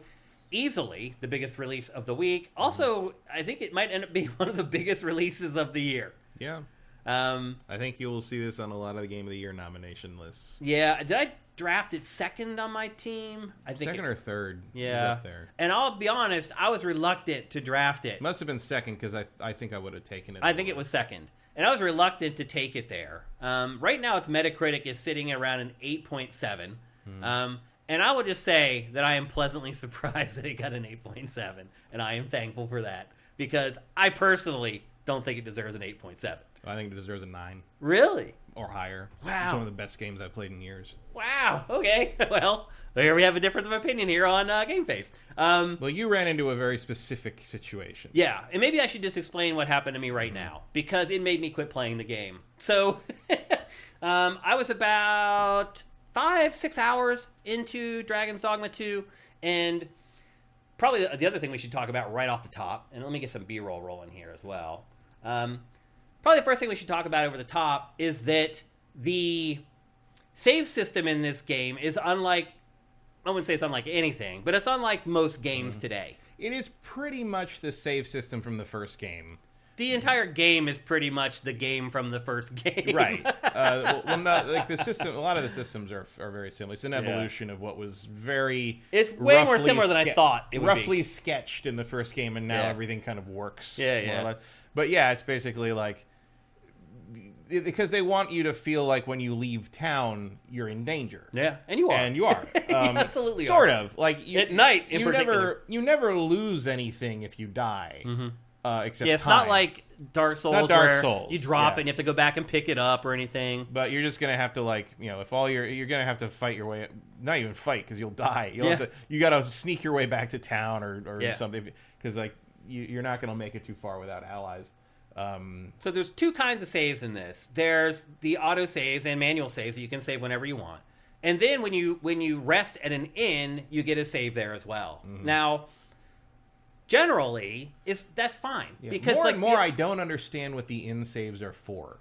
I don't either because I always quit. Although as I get to my story, Matt, my game would have ended if it weren't for the inn save. So there is a purpose to it. But I think my case was extreme. I hope it's extreme. I hope nobody else goes through what I went through with this game. I'll just put it to you that way. So anyway, you have these two different kinds of saves, and I had been playing 6 hours or something like that. I had gone to an inn. The first inn in the game and saved there. I fought all the way to the second town and the second inn, and I got there, and I did not have enough money to save. You have to pay to stay at the inn. I didn't have enough gold to stay at the inn. And I thought to myself, I'm like, well, I got here, no problem. I didn't even come close to dying. I kind of wrapped my head around how to not die in the game at that point. And I was like, I feel pretty confident I can make it to the next one. So you're trying to get. So I'm guessing you're going from. You're trying to get from Maeve or whatever it is to the capital. To the capital, yeah. So that's exactly what happened. So I'm like, I think I can make it to the capital without saving. I didn't think I was in danger, even though the game does tell you when you first boot it up, hey, our save system's a little weird. Like you might want to pay attention to it. It did set up a flag for me, but again, I had not had any issues in the game at all. I had walked to those first two inns without much problem. And so I'm like, okay, it may get a little tougher. I should be okay. And I was right, actually. So that next trip before you get to the next inn is much longer than the first two. You fight for a long ways, then you meet up with somebody, and you get in a cart, and you ride in the cart for a while, and then you finally get to the capital. And what happened to me was, I did all that. I got to the capital. I'm like 100 yards away from the capital, and I get out of the cart, and I'm walking towards the capital, and I'm on a bridge, and I get presented by some enemies. And I see the enemies, and I took a second just to think about them and be like, okay, how do I attack these guys? How should I go about this? As soon as I figured out my plan of attack, the bridge that my entire party is standing on collapses out of nowhere. My entire party. This is the big bridge, outside the town? I think so. The wooden one? It's the wooden one, yeah. And so the bridge collapses. My entire party, all my pawns and me, fall 100 yards way down into the water. Yeah, so I'm very curious what caused that because it's not a scripted thing. It's not? No. So that doesn't didn't happen to me. Wow. No, that the only two bridges have broken in my game, and they're ones I broke on purpose. Oh. Actually, no. One time it did have. It's a little bridge. I was shooting magic bolts, and I was accidentally hitting the end of the bridge instead of the enemy, and it broke, and I fell down. The pawns didn't, but I fell into the river and had to fight my way back up. That big bridge is fine. It collapsed, and me and my whole party fall 100 yards down into the water below. Now. They can't figure out how to get swimming to work in this game. So it's like a workaround. They created this goofy monster that lives in the water. Yeah, the brine creature. Or so if you fall in the water, it starts attacking you. Yeah. So me and my whole crew fall in the water. Everyone's killed instantly. Yeah, that's the problem is if you fall in the water, it basically, you get the tentacle thing and it teleports you to the shore. Yeah. If your pawns fall in the water, they die. So all the pawns died. I technically kind of died too, but they respawn me, and they respawn me on this cliff's edge where I have only one way to run. The only way that I can run, there are these crazy lizard creatures with 15-foot poles that are just stabbing me and knocking me off. So they knock me off of the cliff, back into the water. I get attacked by the monster again. It respawns me back at the same spot. And this time there's wolves that start attacking me. And I cannot get away. Wolves hunt in packs. Arisen. This pattern repeats 4 times until my health is completely wiped out. And the only thing left that I can do is go to my in save. And well, so what you should have done is gone back to the main menu and load the tops, not the in save, but the load the save. Odds are it would have reset the enemies when you did that. Every no way time to I really know respawned, that. there is different enemies there, but they always just knock me back into the water or just kill me. So I will say this. Well, let me finish, though. Yeah. So that happens. I go through that, and I load the in save. I went from level 13 to level 2. All the gear. That's the last time you saved at the end. All the gear, everything that I had done for the past 5 hours, just gone. And I basically looked at the TV set and said, fuck you. And I turned it off, and I never turned it back on again until last night at like midnight. I'm like, I'll boot it up and I'll just poke around. Like, so I didn't I played for another hour and a half last night probably, but it was me just running around the world checking stuff out. I wasn't I did a couple side quests or whatever. And that is where my experience with Dragon's Dogma 2 ends. So I will say this, as someone who has played probably 300 plus hours of both game, Dragon's Dogma and Dark Arisen and this one. I played the first one to the end twice. I played the Dark Arisen one to the end once. Played a lot of Dark. I guarantee you, if you'd given me the controller, I could have gotten you out of that. You can outrun everything in this game. No, yes, you can. There was no way. 100%. So let me explain. There is a way. Let me 100%. explain. Let me explain it, Matt. Let me bring me up. This is like if I told you I couldn't do something in Call of Duty, and you know you can do it, and you're telling me that I'm wrong. Let me explain it. So it doesn't matter. You can outrun the lizards and the wolves and everything. No, absolutely. Let me explain it, Matt. So when I would spawn, it would be over my shoulder, looking at the water. Before I could even spin around, I'm getting attacked from behind, knocking me off the cliff into the water. If I was lucky, I'd be fast enough to spin around the camera before I started getting attacked and knocked off. There was no escape. I'm a fighter. You can't just turn around and block? No.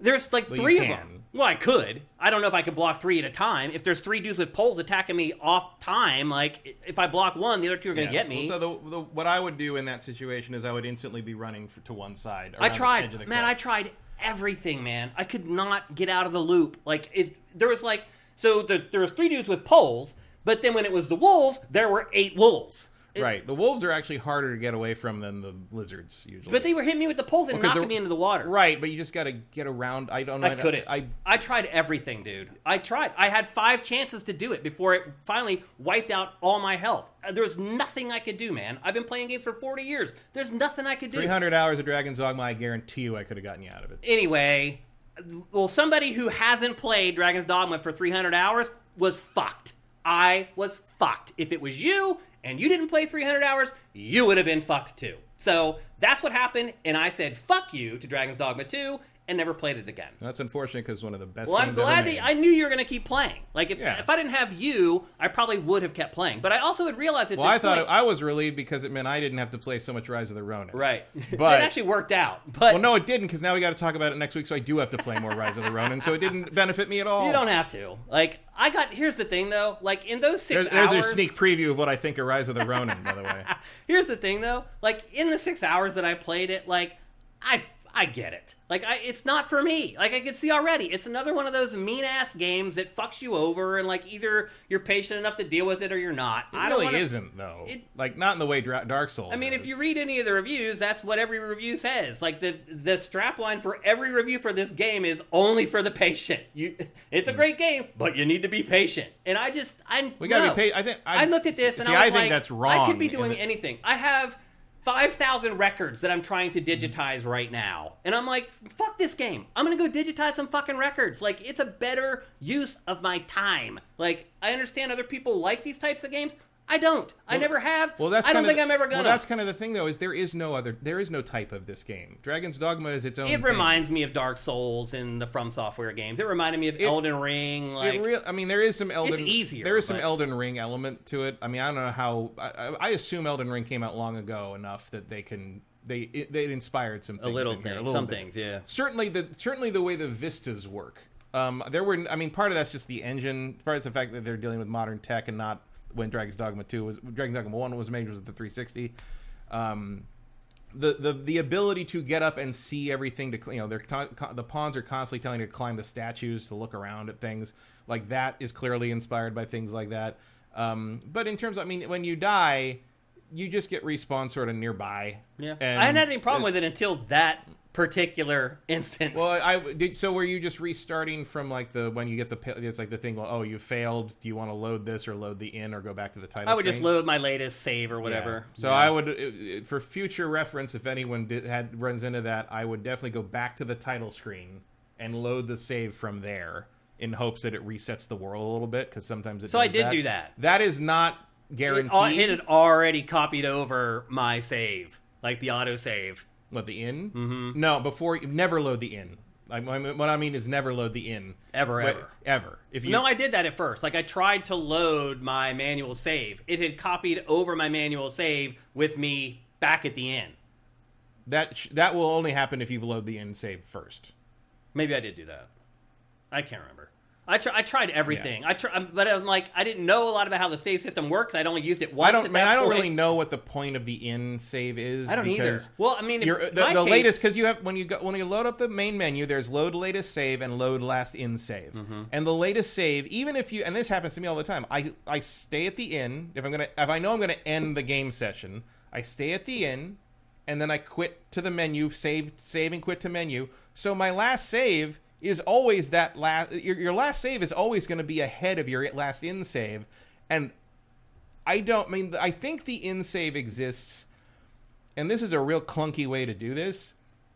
I think the in save exists because there are quests and things in this game that are timer based, that you can fail. You can fail. I mean, look, failure in this game doesn't matter. Failure in this game is it doesn't intended. affect the story? It does, but not in a you're going to fail the story way. It just changes how the story unfolds. Yeah. There are better ways. You may not want it to unfold that way. No, but too bad. Yeah. But I think the in save is so, like, the idea of how the Dragon's Dogma loop is supposed to work is you're supposed to sleep, and then you're supposed all charge yourself up and do or camp, whatever. Mm. The camping is not explained well. I didn't even know about camping. So camping, you'll find those little campfires periodically. So if you have a camping set, which I don't. You probably do. Actually. Oh, really? It's in there? You start with it. It's very heavy. I usually give it to my pawn because it weighs like 10 pounds. Yeah. There's a bunch of different types of camp sets, and they weigh different things, but they're heavy enough that you probably don't want to carry them on your main character. Basically, you go up to the campfire. You go closer than you think you should, actually. Like, I didn't realize how close you had to get. I'm like, I can't use the camp set. I don't understand. And eventually I wandered close enough to the fire. I'm like, oh, there's a prompt there. Fuck you. So you hit the B button, and then you pick the camp. You can have there's different camping sets that apparently have different, I don't know, patterns on the tent. I don't fucking know what the difference is. But it doesn't change how they work at all? No, not that I can tell. Okay. But I just stuck with the lightest one and used that. I don't know if there's a difference. And you set up a camp, and you can cook. Usually just meat, and the funny thing is that if you cook the meat, and it cuts to a live action shot of meat cooking. Are you kidding me? No, not at all. Like a videotape? It's a video. It's live action video, high res 4K video of meat cooking, because they wanted the food to look really, really good and appetizing, but they decided that the graphics weren't cutting it, so they just fucking shot meat. Are you kidding me? No, that's 100% true. That's crazy. 100% real. And I'm like, that's the next level in the mouth-watering JRPG. Food Wars is actual cooking shows in the middle of your campfire. So you can do that. So it's better or worse than Gran Turismo 7? Remember how they had food in there? Right. Yeah. I think the video in this is a little grainier than GT7. Oh, really? I would say. I think so. I don't think it's as good. I can see the digitizing a little bit. Yeah. That might just be the DLSS. I'm just kidding, obviously. But. No, I've thought about it. It's not quite high quality enough to pass as game graphics. So on the PC anyway. Maybe it's more even on the consoles. But and then you can go sleep. And if you do that, the better quality meat gives you a bigger boost, and all your stats get boosted by that until the next time you rest or something. And then you go rest, and you rest till morning or nightfall, and then you go. So and that replenishes all your health, everything. Like it's just like staying in it but it doesn't cost you anything. Mm-hmm. And here's the thing that I didn't understand for the first 10 fucking hours of the game: it doesn't use up the camping kit. The camping kit is eternal. It goes on forever. It doesn't run out. I thought if I used it went away and I had to buy another one, and they're like $600. You bought another one? No. I just eventually I used it because I was so fucking beat up from this fight against a griffin. Well, the economy also is stingy in this game. That's not true though, because really? it is at the beginning when you're just doing. I'd spent. That's why I didn't pay to that second in. I was short, and I'm like, I could go out and kill a couple monsters. So I'm in the capital doing this stuff. So there's an early quest where you're given a key to the dungeons of the capital, and I wanted to keep the key. I didn't want to use it up in the quest, and then like that.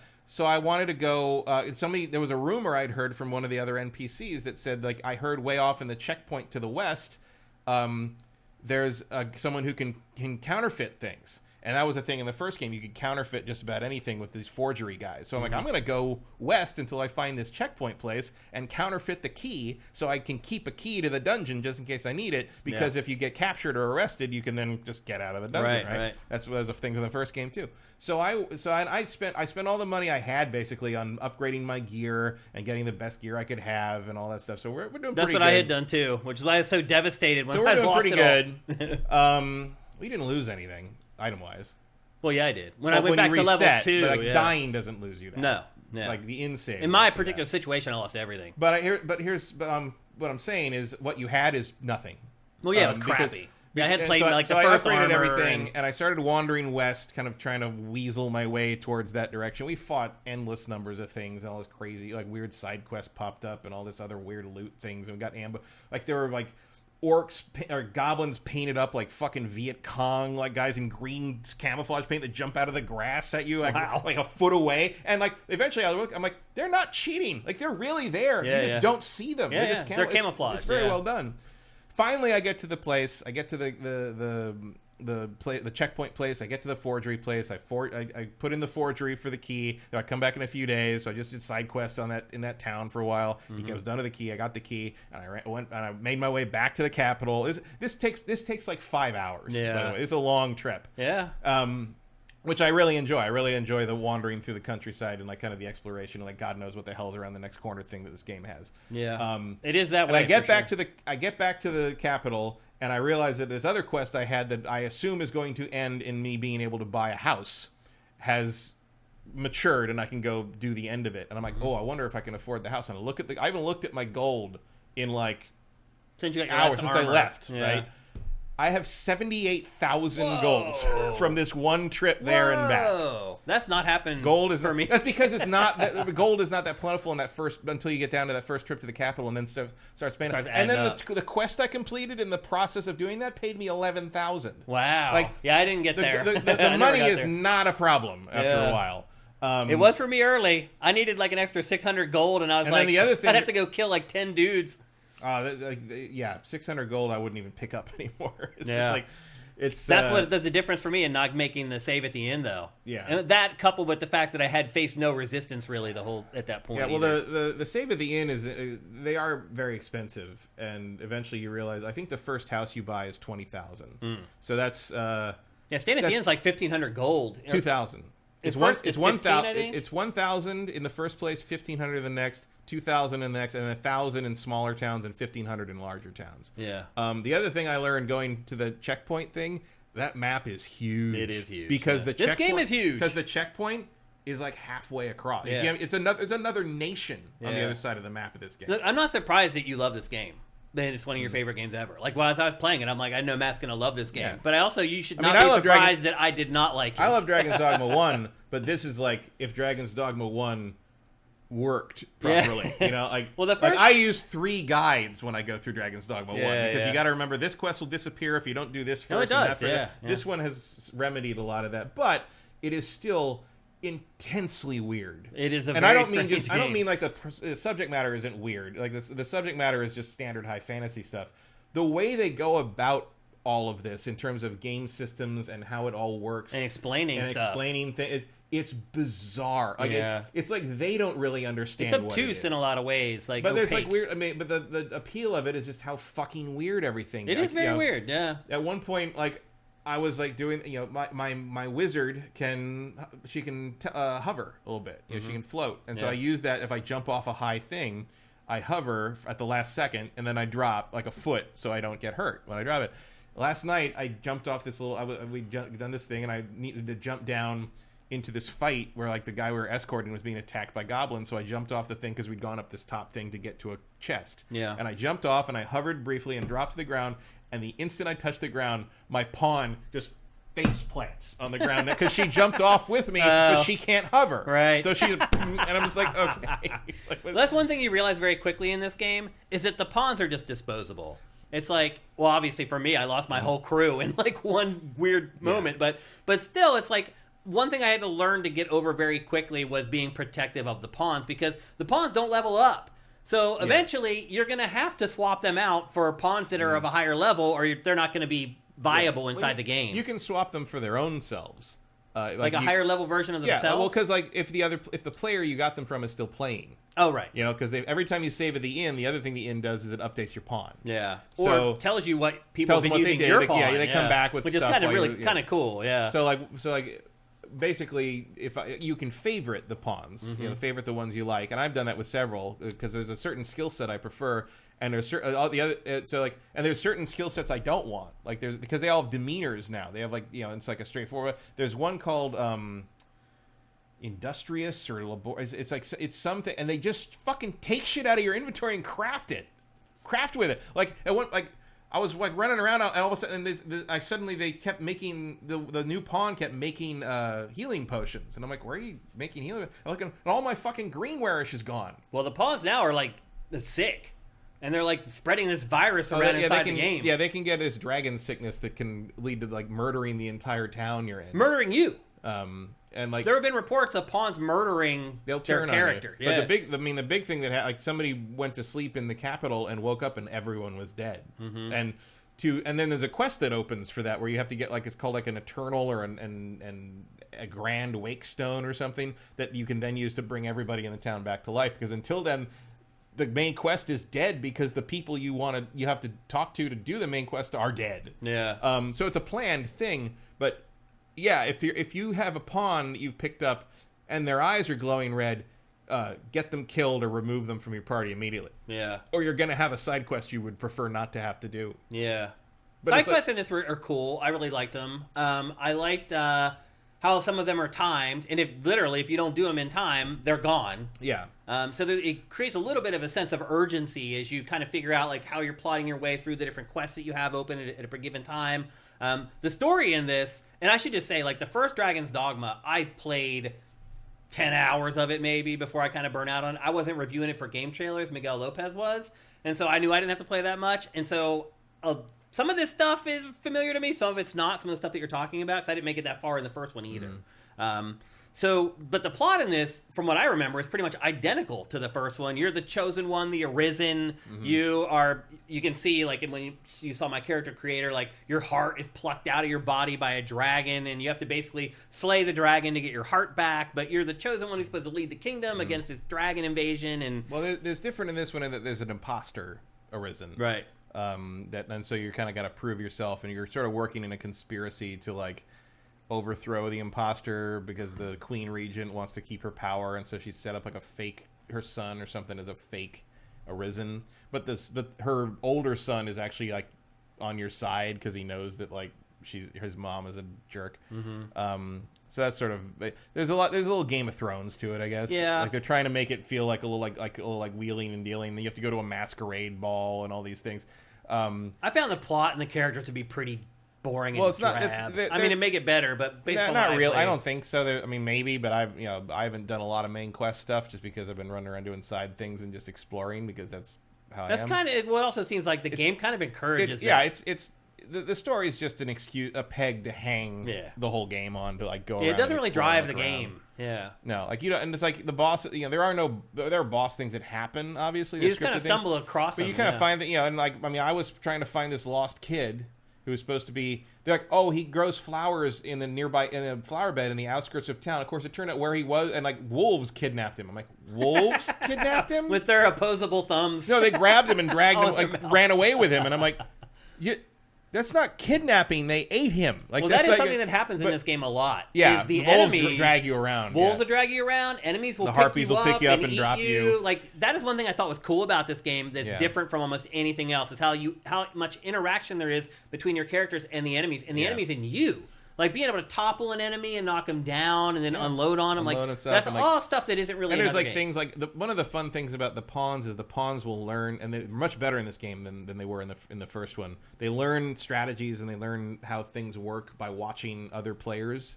And sometimes you'll see a pawn do something, and you're like, I can't believe you. Who trained you to do that? And sometimes you'll do something, and the pawn's like, I never would have thought of that. I'll tell my master when I get back to my own world. And it's just like, okay, so whatever I just did, like that pawn's going to duplicate that but like at one point, I'm a mage. I started as a fighter to build up some defense skills that you can then transfer over to whatever vocation you pick. So I switched to mage because I like mage in this series, and this hobgoblin got in my face and started like hitting.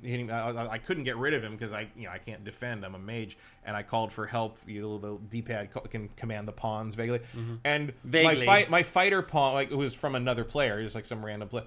She runs over and she just picks the goblin up and puts it over here, and then just starts hitting it to get it away from me. And I'm like, that's very funny.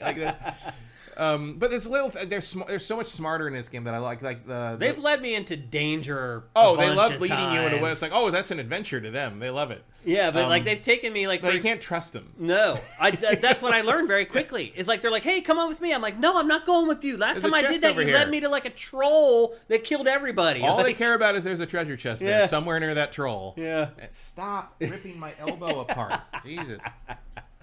Funny. But and the pawns are very funny. I think. So talk to me about what happens after I stopped playing. Like, how do the systems start folding in on each other? How does it all play out?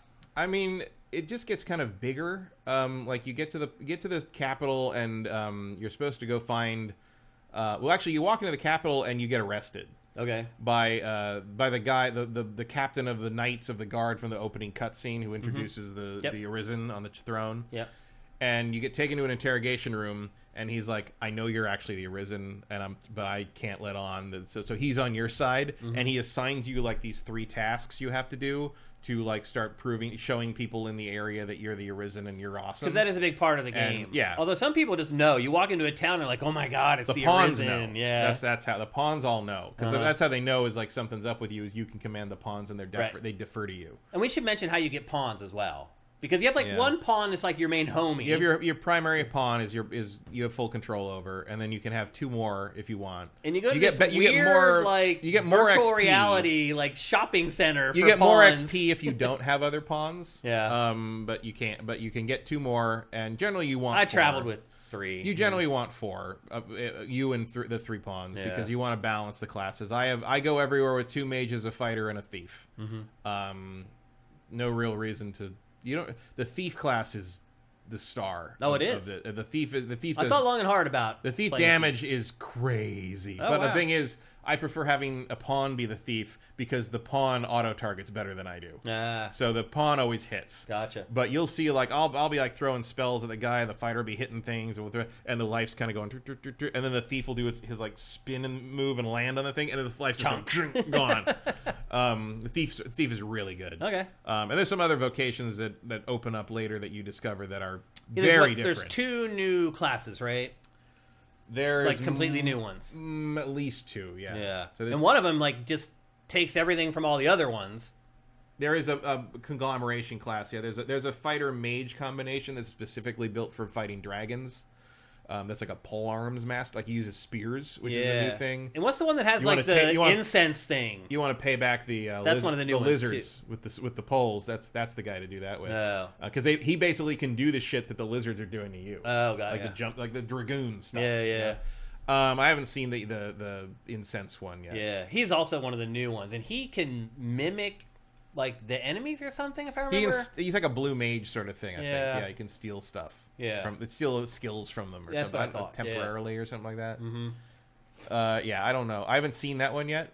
So you get those 3 goals, and then what happens? And then you basically got to go do it. And people come up to you and get side quests. They give you side quests. And you can do the 3 in any order that you want. Any order, and every time you go back to him, he'll have other things for you to do. And so, I did go kill monsters in these 3 locations. Easy, done. Mm-hmm. Come back, tell him, and 2 more things, 2 new things I can ask him about. Get a new quest for that. And every time you activate those quests, that activates new side quests. And usually that happens automatically, or people will run up to you and be like, "I need this from you." And like it all just sort of pretty organically unfolds. It's not like the first game where you got most of your quests from the quest board. There's like a little literal bulletin board, and like if you weren't there in the right time to get them, they'd go away, and you wouldn't be able to do them anymore. I'm sure I've missed stuff in the game so far, but it doesn't feel like it. You know, if that makes any sense. The game does have emergent moments in it where you're just wandering around and shit just happens, and you're like, "Oh my god, hell just broke loose! Like, what am I gonna do?" Like I like that about it. Yeah, well, I've seen like one time I was walking. It was like a canyon thing, and I was walking through it, and all of a sudden, lizards pop up. They're sleeping over here, and they pop up and they start running towards us. And I'm like, okay, here we go. And all of a sudden, this boulder comes down and crushes one of the lizards. Oh my god! And it's the goblins. They had a trap set, and instead of us triggering it, it got the goblins, the lizard, or the lizard. And guys. so the goblins start fighting the lizards, and we're fighting the lizards. And then we turn on the goblin. And it's like, and then like a ox cart comes along, and the guards of the ox cart come in. And at one point, so there's one quest where I was supposed to take. It can be annoying though, because you'll be in a fight. But you just and if the fight starts straying over to another area, suddenly more things like 3 more dudes join the fight. Like it can spiral out of control. I had a fight with a necromancer that took all night, literally the whole night in game. Yeah. And periodically, things would just wander by and start attacking us. Ghosts showed up at one point. Yeah. Like, skeletons would rise out of the grave. We moved to a different section of the graveyard. Skeletons would rise out of the grave. We had to fight zombies while we were fighting the necromancer. And then the sun came up and he ran away. We're going to talk about it. If a monster runs away, when you find them again, their life hasn't recharged. Oh, that's good at least. Like, when I found the necromancer again, like, 2 nights later, and he only had, like, a third it had even gone through, like, nights and still the whole day's passed. Oh wow! Same with the griffin. Cool. So one time, it was part of a quest. It's a quest that introduces you to the ox carts. So one of the fast travel methods, the fast travel method from the first game is still here, which is the fairy stones. There's these things called port crystals that have been caught up in microtransaction controversy. Completely stupid. Completely irrelevant. Oh, really? You don't think they matter? Because people have said that they only get like 2 or 3 through the whole game, and now you can just pay for them. Like the fast travel stones. I have like 17. Oh, really? There's fairy stones fucking everywhere. Why are people freaking out? Because they're fucking idiots. And they're just fucking stupid. I mean, I haven't got to that point, so I was like, I just took their word for it. No, the microtransactions are completely pointless. Wow. There's an online store option in the main menu when you start the game, and it is never mentioned again. Everything you can buy in the microtransaction store, you can get readily and easily in the game every time. Everything. There's nothing, and none of it crazy ever how much directs people are freaking out about it. And everyone's like, well, how do you know they didn't change it to make it rare? Like because it's exactly the same as the first fucking game. The fairy stone system is exactly the same. Yeah. They even cost the same as they did in the stores in game. Yeah. Like they're 10,000 gold. People are very gold. sensitive to anything. Capcom's been doing this for fucking 10 years. Yeah. Devil May Cry 5 was full of this shit, and you don't need any of it. Just don't buy it. Stupid. Should it be there? Of course not. But it's the most unobtrusive. Like, it's clear they never did anything to the game to like push those at all. Like, it's just like if for whatever reason you want to buy a fairy stone for real money, you can just go get one for 10,000 gold at almost any store in the game. I guess you can do that, but why would you? I don't know. But like you use a fairy stone and you can teleport to any port crystal, and there's like port crystals in some of the major settlements, and eventually you can find port crystals that you can put anywhere you want. They're portable. I think you can have 10 around the whole world map. Yeah, okay. At least that was the limit. I think that was, or maybe it was 7 in the first game. So people were complaining about nothing, pretty much. Yeah, completely complaining about it. It's nothing, absolutely nothing. I mean, should microtransactions be in there? Of course not. But like, they're completely irrelevant. You never, ever, ever, ever need to engage with them. And honestly, if people hadn't been whining about them, I wouldn't even know they were in the game. There you I go. would never have. You Streisand affected this shit. It's the only reason I know you can buy a fairy stone is because of people whining online. Yeah, that's it. That's hilarious. You're the best marketing Capcom could ask for. Good job, idiots. But the new fast travel is ox carts. So they're like these giant carts pulled by oxen. You saw one when you were first trying to get to the capital the first time. You pay 200 gold, which is nothing, and you get on the ox cart, and you can either sit there and watch it as it very slowly travels across the entire world that you need where you want to go, which will literally take you hours, or you can doze off, which will usually you will wake up at your destination. Sometimes you will wake up and you're being attacked. Oh, being attacked. And I woke up and we were being attacked by goblins. So again, I gotta get out of the cart, and like there's soldiers that are guarding the cart too. So you and your pawns and the soldiers get out. We're gonna attack the goblins, And suddenly, a life bar pops up, and a shadow comes over us, and a griffin attacks us. And it shatters the cart. Oh, wow. Like, it's gone. Like, it jumps down on the cart, and it's just splinters. And we're fighting this griffin, and the oxen joined in. Like, the oxen are, like, headbutting the griffin, and the griffin's like, fuck you. And we're all just fighting this griffin. Yeah. And they start to, and you get it down to one life bar, and it runs away. And I'm like, no, we're not running. We're going to get it. So I jumped on it, and it starts flying away with me. With you. With me on it. And I'm like, and we're just flying over the country, fly over the village. I'm like, I don't know what to do. Yeah. Like, I'm on this griffin, and finally, like, my stamina ran out, and I fell off it, and I'm just falling forever. And I'm falling down, and I hit the float button because I'm still a wizard. Oh, maybe I can save myself, but I hit it a little too early because I couldn't look down and gauge distance properly. Right. You're falling so fast. I was still like 30 feet up. Yeah. And I'm like, oh well. So I just like start falling, and I get caught by a pawn. What? He just catches me. No way. My warrior pawn had somehow ran miles.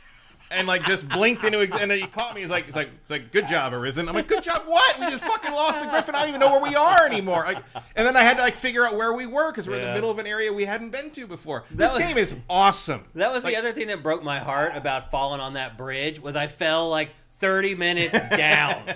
So initially I'm just like, oh God, now I have to fight through that 30 minutes again, and then it just got worse and worse and worse and worse. I was like, what the hell is this game doing? But while I'm playing this, I knew that you would love this game. Like, there's just certain games and things that you like about games. And when you hit the ogre, it's like you run into this like big ogre across like this gap, and you just hit him enough, and if you hit him enough, he trips and falls and like lands like with his hands like on the other. You just cross him like a bridge. Like a bridge, yeah. I think they set it up that way. There's an achievement for that. Yeah. But you can actually make the big enemies fall across gaps and use them as bridges. Yeah. And there's a health system, which is kind of unique. It has like a cumulative health depletion. Yeah. Oh, and by the way, once I got to the... so I just kept going on that quest. I'm like, fuck the ox cart. Like, it didn't work out very well, did it? So I just ran there, and I get there, and I give the thing to the guy, and he's like, okay, tell the guy the good job or whatever. Thanks for that or whatever. So when I get back to the capital, I tell the guy, he's like, you're back, and the thing is delivered, and the ox cart is intact. And I'm like, no, it isn't. What are you fucking talking? It didn't register that the cart had been destroyed. There's no idea. I mean, well, why would he care? He's a rich merchant. He doesn't care. He doesn't care about ox cart people. Yeah. But I just thought it was funny that like the game did not recognize it. Nothing had gone right in that entire quest, but no one cares because the results were the same. But basically, if you take damage in this game, it chips away at your overall health meter, and you won't ever get your full health meter back until you rest at an inn or a camp. Or camp, right? Which I had not ever done. So that's kind of unique the way the health system works. There are also items. There are like recovery items that can give you some of the loss meter back. Can you? But they're later in the game. Oh, okay. They're not common. Okay. But they're nice emergency things. Anything else that you'd like to mention about it? Obviously, I've kind of reached the end of what I experienced playing it. Yeah, I mean, it's just it's the same kind of thing. I mean, the magic spells are crazy, dramatic, and powerful. You're calling down thunderstorms and cyclones and well, even like the ice spells, you create this gigantic ice block that's like the size of a house. Like the scale in this game is that's the thing is like how well some of this stuff just sort of feeds into itself. Like the lizard's weakness is ice, and it's cold-blooded. I guess that's the logic there. But but also one of the best ways to deal with the lizards is to knock them on their backs. So you cast the ice spell, and because it pops up from the ground, and it flips them in the air, and then like the warriors will run over and whack at it like that. But at one point, like once the ice spell happens, it kind of shatters, and a lot of times it leaves little blocks of ice left. And one of my pawns would grab the ice blocks and throw them at the lizards, which would hurt them way more than just hitting them with the weapon. That's another element of the game. Picking stuff up and throwing it is another gameplay element that a lot of games don't have. Like, you can pick up an enemy and take it out of the fray and set it down, and your pawns will come over and like finish it off. Or like there are things where like if a pawn goes down, to revive them, you have to stand near them and hold the B button for a while. Yeah. And they wake up with the same amount of life you have. Yep. Which is actually, if you have if your like tank pawn is running low on life because they've lost a lot of life and their loss meters down there, let them die and run over and revive them. If you have a lot of life, they get more life it's like back. They have full health. It's like they got the camping back or something. But like, the other pawns will go grab the dead pawn and run them back over to you and put them down in front of you, so it's easier for you to... Like, the teamwork element here actually works way better than in the first game. It's not perfect. Yeah. There's a bunch of things where you're like, how can you not figure out how to get around that thing? Like, or like they'll like fight something and fall off a cliff, and that happened a few times where like my main fighter pawn, which is usually someone I get from another player, has like chased some enemy off a cliff and fell into the water and died. I'm like, now I'm in the middle of the wilderness. I have no fighter. Yeah. I'm like, okay, so it's 2 mages and a ranger. Like, we're all gonna die. I'm sorry. So you got to go find another rift stone and pull in one of those guys. Oh, the other thing to note, when you go to a rift stone in the world, you basically get a random smattering of pawns around your level, and you can hire whichever ones you want. If you go to the rift stone in the cathedral in the main capital, that is a grand rift stone or whatever, and in that one you can specifically search for the types of pawns you want. Oh. And you can look at all your friends' pawns. And your friends' pawns, like you have to. There's a currency called rift crystals, which you can buy as microtransactions. I don't know why you would, because I have thousands and thousands of rift crystals and have never used them for anything. But you can hire pawns higher than your like level span. They cost rift crystals. So if I hire somebody like 5, even on the street you run into them, it'll say RC how many you need to hire them. Yeah. So if you run into like a pawn that's like 3 or 4 or 5 levels higher than you might need to spend like 60 rift crystals. Yeah. So if you want to hire someone who's like double your level, you're going to spend like 10,000 rift crystals. Here's the thing: go look at your friends' pawns on that in the cathedral thing. All your friends list pawns are free. And that includes the 35th level fighter I hired when I was level 13. Dang. From my friend on Steam. Wow. And so that helped. Yeah, that helps big time. You don't have to worry about replacing them either, because to me the pawns are like a double-edged sword. Yeah. It's like they do cool stuff. Like they caught me off guard a bunch of times. I'm like, wow, like really? You're gonna do that? Or you're gonna help me? Or you're gonna leave me there? But then like. Also, like I said earlier, it's like you don't want to get too attached to them because they don't level up as you play with them, and eventually most of them are going to need to be replaced. Right. So, but you can, like I said, you can favorite them and then go to that grand pawn and search for your favorites. Yeah. And if they've been updated since you used them last, like I'm saying, someone played with them, they've been playing with them and sleeping at the inn. Now you can get a higher level version. It feels of like that happens automatically because I booted it up and I was at the inn with nothing and. Like a message pops up and it's like, hey, your pawn's been out doing stuff with other people and it brought back all this stuff. Like I didn't have to do anything. No, that all happens like behind the scenes. Like, it's just pretty cool. As soon as you create your pawn and every time you update the pawn through sleeping at the inn, it can be used for But really, I mean, pawns really are just party members that just don't stay in your party very long. They just turn over constantly. Yeah. Yeah, and it's fine. It's a different way to do it. It gives you an option to like just sort of experiment. It also gives you an option to see different skills in other vocations to see if that's what you want. Yeah, that's true. It's a way of testing. It's almost like a third-party test drive of some of these skills. You can find pawns that are of vocations you haven't unlocked yet, and like things like that. It's cool. Yeah. A lot of people for some reason don't put pants on them. I've noticed that too. I would agree with the general sentiment of reviews. Like. It takes a level of patience to play this game. You definitely have to engage with it. Yeah. But it is not nearly. I mean, it's not as hard as Not as hard as From Software stuff. But it does kind of have that thing where it's like, well, you're gonna have to. The game is what it is, and you're gonna have to engage with it on that level. Yeah.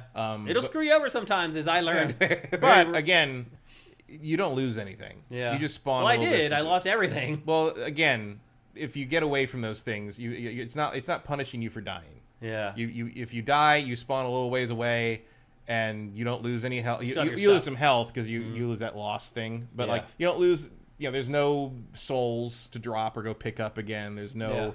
You don't lose any money. You don't lose any items. I think what happened to me was like my health was gone, and I think it just automatically made me spawn back at the inn because that's all I could do. Because you ran out of lost health. Yeah, I had all my health was gone. Like. Even like as you said or we said, as you take damage, your maximum health goes down. It got to where my maximum health was 0. So I had been beaten up like 8 times in a row in this death loop. That would be a change from the first, because the first game there was a minimum. Like it would never go. You always had like 30 health or whatever. Basically, like you had 1 hit. Yeah, like, that's as low as it would go. If they changed that, I don't know. Yeah. I mean, it would surprise me if there was you suck too much, you're going back to the inn thing, or if they did that, I would think it would be more of a, somebody in an ox cart picked you up and dragged you back to town kind of thing. Because I didn't choose the inn save until there was nothing else to choose. Basically, like I chose like save your last save, and I was back at the inn. Well, I'm not going to experiment with it. No, don't. Definitely do not. I believe they are going to update the save system. They did. I think the patch today, I think, allows you to, one, delete a save and start a new game, which you could not do. You couldn't start a new game, which is which is so weird. Now, to be fair, like, there isn't a lot of reason to start a new game in the sense that, like, you can just... Because it lets you jump from classes. All classes, you can change the pawn's look top to bottom. You can do whatever the hell you want. And your look, and I do hope that there's a New Game Plus. Maybe that's not there right now, but the New Game Plus was. I don't think anyone's going to need it for a while. No, it's a big game. Not. But New Game Plus on the first game, like there were different things. There were new quests you could only get then. Yeah. Items you could only get then. You could pick up an Eternal Fairy Stone, so you could fast travel forever. It never ran out. That was great. Yeah. They added like the Eternal Dungeon and the Dark Arisen expansion, where you could just go down in this big shaft and like fight things forever.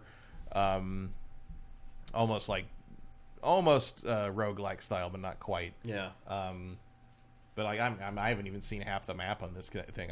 The game is gigantic. And look, to be clear, I'm not saying that it's a poorly crafted or a bad game. It's just not for me. Mm-hmm. Like I totally, while I was playing it, knew that you were going to love it, and I know that there's certain players who will absolutely love it. And again, just because I don't like it, I'm not saying that like it's janky or it's busted or it's broken. I just don't want I felt like I was wasting my time playing the game, and I had a bunch of other stuff I needed to do, and I was like, if I'm prioritizing my time right now, this is way low down the totem pole for me, and I just didn't want to play it anymore. I mean, that's just a shame, because the amount of weird, emergent, crazy shit that happens in this thing is I got a like taste of it. Else. Yeah, I got a little bit of a taste of it. Like, and the one thing I would say, too, about this game is at night, it becomes way more difficult. Oh, yeah. Night is like some games, it's like, they add 10 hit points to the enemies at night. In this, it's a big difference. Oh, yeah. Big deal. You can be caught out. Different things are different. Things are more vicious at night. Things come out that aren't normally out there at night. Yeah. And the other thing, and this was true of the first game, too, it's dark at night. It really is. You can't see shit. It drove me crazy, man. But even with my OLED, which usually handles blacks very well, I was like, all right, I'm going into settings and I'm turning up the brightness. I would recommend when you set it up the first time, turn up the brightness a little higher than you think you should. No, I have the brightness turned. I think it goes to 20 and I have it on 17. Yeah, that's very unusual. I mean, it's a dark game in general. I mean, and I'm not blowing out the bright because they show the bright and the dark picture. Yeah. I'm not blowing out the bright picture when I do that at all. Yeah. It's literally like that's the point at which I can start to see details on the wall in the dark picture. Yeah. That's what you want, and it feels about right. Yeah. But you got to turn that lantern on as soon as you get in a cave, or as soon as you get. And I love that. That's great. Yeah. And one of the worst things that happened was we were fighting lizards in a cave, and we fell off. We slid down this thing, and we landed in water, and all our lanterns went out because we were in water. Yeah. And there's stuff like that. Luckily, you catch on fire and in the first game, if your lantern got wet, it wouldn't light again for minutes. Mm-hmm. And in this one, that's not true. You just can light as soon as you get out of the water, you can light it up again. But for a second there, everything went pitch black, and you could just still hear the lizards. And I'm like, everybody, get out of the fucking water, you idiots! That's funny. You're right, though. That's the kind of emergent stuff that happens in this. And even in the time that I played it, I saw a bunch of stuff like that. So I think generally you probably have a pretty good idea of whether this game is for you or not. I'm guessing some of you guys have been playing it, so I want to check in and see what you guys are saying about it. What do you think? I was shocked to see 228, I guess that's saying concurrence. Concurrent users, yeah. 228K concurrence for this game. Yeah. That's a lot, man. For not a multiplayer game, that's huge. Evil Oni 5. That's another weird thing. There's de novo in this. Why is there cheat protection on a single player game? I don't know. It's so weird. And also, it's not working because I've seen pawns at level 9999. It's not. Dragon's Dogma 2, aka Pawn Stars from Evil Oni 5. Pharaoh Doll says the funniest complaint I saw for this is some guy said that he played this on his PC and his Steam Deck, and it counted them as separate PCs and triggered tamper protection. Yep. People agreeing with you on the microtransaction stuff. Yeah. Completely pointless. Yeah. AJ the Legend. So, Shane, would you beat Elden Ring or Dragon's Dogma 2 face to beat one of the... Definitely Dragon's Dogma 2. Definitely Dragon's Dogma 2. It's way easier, guys. Way forgiving. Yeah, it's way easier. Like I said, I didn't feel any resistance, which is why I didn't go farm to get that extra 500 gold to save at the end. Because I was like, oh, I'm good. I just walked through all this stuff. I didn't even come close to dying. I'm like... Surely, if I'm conscientious of it, I'll easily make it. And I did. I easily made it to the next one, and then the bridge collapsed, and I'm just like, what the hell? Like, that is, I mean, there's always something happening in that area, so God knows what I have no idea what caused it to happen. But again, that's an emergent thing that happened. Yeah. It just totally screwed me. And they will be rebuilt in a few days. They'll come back. But like that's the thing that can happen. So sometimes it's to the good, sometimes it's to the bad. I got burned. Matt saw some cool stuff. To be fair, I saw some cool stuff too. So it wasn't all bad. Looks very nice. I mean, it needs some updates. It's not amazing. The combat mostly feels good. Yeah, it's better. I played as the fighter early on, and I switched pretty quick because like it's still very hard to play a fighter in this game because you don't get to do cool shit on the level of the others. A hack and then a stab. Having a stab, but you get like the various skills and stuff, and there's stuff you can do. But the problem was, like, meanwhile, the mages are like, burning hands, and I'm like I can't fireballs fucking see anything. Out of both hands, and I'm like, wait, I want to do that. Well, it's not that I can't see anything. Right? Like I'm trying to hit this guy, and it's just like it does lightning everywhere, and I'm just like, okay. If you have like 3 pawns with you, it can get real hectic. It's always to me. It's always better to just let a pawn be the fighter, and you stand back as a ranger or a support or mage. And I haven't played as a thief yet. Thief seems like a fun class, but like it's not my thing usually. Like the speedy backstabber, I don't fuck with that. But I'm enjoying the mage a lot. I enjoyed the ranger and the little bit I played of it, but I just switched to the mage because the mage just seems way more powerful. And I've just switched to sorcerer in the last like hour or two of playing the game because I maxed out the mage. And now I get to bring all my mage augments into the sorcerer. Yeah, so you level up your character and you level up your class basically. Yeah, as you go. Your character's separate. Yeah. And then the encumbrance problem, which is very familiar to Dragon's Dogma, that you don't actually level up your encumbrance very. I think every 10 levels you get like 3 more kilograms. Yeah. But you find these glowing gold beetles everywhere, and every time you find one, if you use it, it gives you another 0.15 kilograms you can carry. And you also use them on your pawn. You also use them on your pawn if you'd rather your pawn carry stuff. I use them on me. I use my pawns as mules for the most part. Oh yeah, and they ask for you to do that. The pawns are so hilariously subservient sometimes. Although every once in a while you get one that's got attitude. Yeah. One of the tells that they are infected by that dragon fever is they start being really rude to you, which is funny. It's time to get rid of them. But they start cracking jokes. And the other pawns will be like, "What the hell is wrong with this guy?" Like they'll comment. The commentary is very fun. It's less repetitive than the first one, where like as soon as you leave town, it's like wolves hunt in packs. Shut up! Oh my god! But but I like several the pawns. If a pawn has been through a quest before, whether they're either their own player or another player, and then they're saved, and you get them, they will know how to complete that quest. A lot of times they want to guide you there. And if they say something like, "Oh, I know there's a chest here. I know how to do this," you can hit go, which is up on the D-pad, and they'll get a little hand next to them, and they'll guide you wherever you're going. If you get sidetracked or do something else or change your mind, they will like wave at you, and eventually they'll be like, "That's not the direction we go to get to where we're going." And I'm like, "That's cool. I got it." And they're like, "Well, I guess if you want to do something else, I will have to guide you to where we're going later." And I'm just like, "All right, you passive aggressive little shit. Like I don't like I am the Arisen, and we're going this way."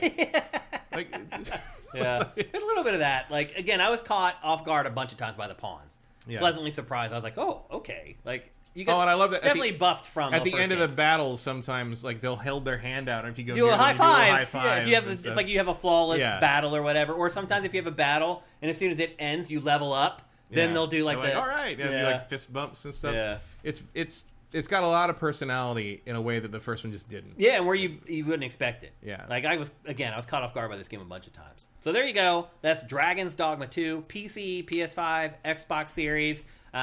I would recommend it for a certain type of player. Matt, you would recommend it for anyone who likes like open world emergent stuff and is not afraid to be challenged, but not challenged in the sense that you're going to lose all your hard-earned it doesn't gold send you to the process. depths of despair like the From Software games can sometimes. No, just I guess watch out for bridges. Yeah, and I wish I had. But what do? You just there's no way to tell that a bridge is about to collapse. I don't know if there is. I don't know about it. I've never seen that big one fall. It could have been the coolest thing ever if like the enemies had walked onto the bridge and I'm standing there looking at them and it collapses on them. Oh yeah, I've done that. Then I'd be here going like, "This is the most awesome game ever." I very specifically did that on. It was a smaller bridge, but it was a ton of bandits were running across, and I didn't feel like fighting them, so I just cut the bridge and they all fell into the ravine. Interesting. But then I kind of regretted it because I was like, I could see that some of them were glowing white, and I was like, oh, that means they have items. And I'm like, so I went to the side. I found my way all the way down in the ravine and got them and got all their items, and then went back up. That's funny. There's always another way back up. Yeah, usually pretty close, unless it's like you fell in like the actual river into the water, which is gonna give you the tentacle monster. Yep. No swimming, obviously. We mentioned already. No swimming. Maybe for the third one they'll have swimming. Yeah, that'll be the big ones. Dragon's Dogma 3 swimming with lessons. Swimming. Yeah. All right, so there you go. That's Dragon's Dogma 2. Next up, we're going to talk about a game. I don't even know if this game is out yet. South Park Snow Day. I don't know. Maybe it came out today, I think. Maybe. I've not played it, and I will never play it. And I can tell you that you should definitely not play it because it appeared that way to me as well. I played it all weekend long, and it leaves a lot to be desired. South Park Snow Day is and I didn't know this until I started playing it, Matt, is a roguelite. Believe it or not. It is a Left 4 Dead / roguelite. Where you and 3 other characters, and they'll fill in like CPU bots if you don't have people to play with, but you and 3 other players play from checkpoint to checkpoint through South Park. So you see in the plot here, it's a snow day, everybody's off school, all the kids go out into the neighborhood to play in the snow, and they let their imaginations take over. And they have this imaginary war, basically, between each other. And basically what you're doing is you're trying to fight from one side of South Park to the other side of South Park along the way. The boss fights you fight are some of the biggest characters from the franchise, some of the more legendary characters from the franchise's past. One thing I will say, Matt, just generally about South Park, is what I've discovered is I just really don't care anymore about this IP. Yeah. And I don't know if anybody does anymore. It really feels like it has just completely lost steam. Yeah, I mean, I don't know. I haven't watched an episode of South Park in forever. Me either, but they're still telling the same jokes. I can still quote you some of the lines from the ones from 30 years ago, or 20 years ago. And Matt, you'll hear them in this game. I'm sure. Like, it feels like this thing is stuck at like 2003 or something. I think some of that's just because they know the target audience for this are people who just remember South Park from around that time. They're like us, and they've stopped watching, I guess. Yeah. So I will just say this, like, I didn't laugh at this game, like, at all. Like, I don't even remember one time where I even, like, chuckled at something in this. Like, it's all the same, like... Of course you're getting this, Eric Cartmenez. What? He says, he's going to buy it, he's saying? Yeah. Well, wait until you hear my impressions of it. His name is Eric Cartmenez. Of course he's getting it. I did not connect the dots. Fans buy things that other people don't buy. As a Star Wars fan, I have a lot of games that I probably shouldn't have paid money for, but here we are. I think he should still listen to me before he pays for this game. At least I hope you do. Give me 15 minutes, man, before you pull the trigger on buying it. Just give me that. So anyway, basically it's just a Left 4 Dead game set in the South Park universe, except it's not shooting. It's mostly melee driven. And I was expecting more snowballs, I guess. Honestly, there's like no snowballs in it. There's no snowball fighting in this hardly at all. That's the weirdest part about it. Like, most of it is melee. So basically how it works is you start a session, you go to a war table where, you know, Cartman's sitting there because he's the wizard or whatever. You choose your mission from the war table, and it's linear, so, like, you generally need to play through it in order. Now, when you go to matchmake, you can choose to turn off spoiler defense, basically, so you can jump in and play anywhere that you want to. So you can jump ahead and play levels that you haven't yet, but generally, you're going to have to play through it, like, in sequential order from how the game lays it out for you. So you choose your mission, you choose your difficulty, then you go to this next stand where you choose your loadout. And at the loadout, you basically have 4 things that you need to select. You choose 2 weapons to take into battle, and then you choose essentially 2 spells to take into battle. And then you go into a little teleport area, and it teleports you off to the battle arena. And essentially all you're doing is you're fighting from point A to point B against some of South Park's, and I say some because there aren't enough, but some of South Park's characters. Most of the people that you're fighting in this game are little kids. So they're saying things like, in a kid's voice, like, "You cut me. I'm bleeding." Like, well, you laughed at it, okay. I did not. That's the humor in this game, though. That's pretty much the only angle that they take in this is like, hey, we're going to make little kids. And I literally think they brought little kids into their freaking VO studio to say this shit. But we're going to bring in a bunch. I've never known them to use actual kids. Oh, really? No. They sound like kids. Because you can they're tell, very good voice actors. you can kind of tell the ones that are adults trying to sound like kids, and then there are some that sound like freaking kids. I mean, there's a whole cadre of voice actors that just specialize. That's true. They're really good then. If they are not kids, they're really flipping good. They definitely you bring kids in, even for VO, you bring kids in, you got to have teachers on this. I mean, like, it's so much more expensive. You're right. It does add a lot to production. production. Having a 20-year-old woman come in and, like, pitch your voice up a couple octaves. Yeah. Yep. Well, it's like any game as a service, and this is ultimately a game as a service. There's tons of cosmetics that you unlock with. Ike is voiced by an actual baby back in the original episode. It was voiced by a baby? It was one of their kids, one of the babies. Interesting. So there's 3 different currencies that you collect. There's dark matter. There's PP, which you use to buy like your cosmetics, which ultimately is why it's a game as a service. And then there's TP, which is toilet paper. Toilet paper is the main currency in the game. Anytime you kill an enemy or you bust open a trash can or whatever, rolls of toilet paper come flowing out. And the reason those are important are because that's where the roguelite elements come from. So mid-mission, that dude right there, what's his name? The guy that stutters? Oh. I don't remember his name. But anyway, he is the guy who mid-mission you talk to and you get upgrades from him. So Jimmy, yeah. So the whole game is driven by cards. When you first select your abilities at the beginning, they're cards, and all the stuff that you select later on are cards. So I'm going to pause the B-roll here so I can explain this. So you get about like midway, or actually there's probably like 3 checkpoints per mission.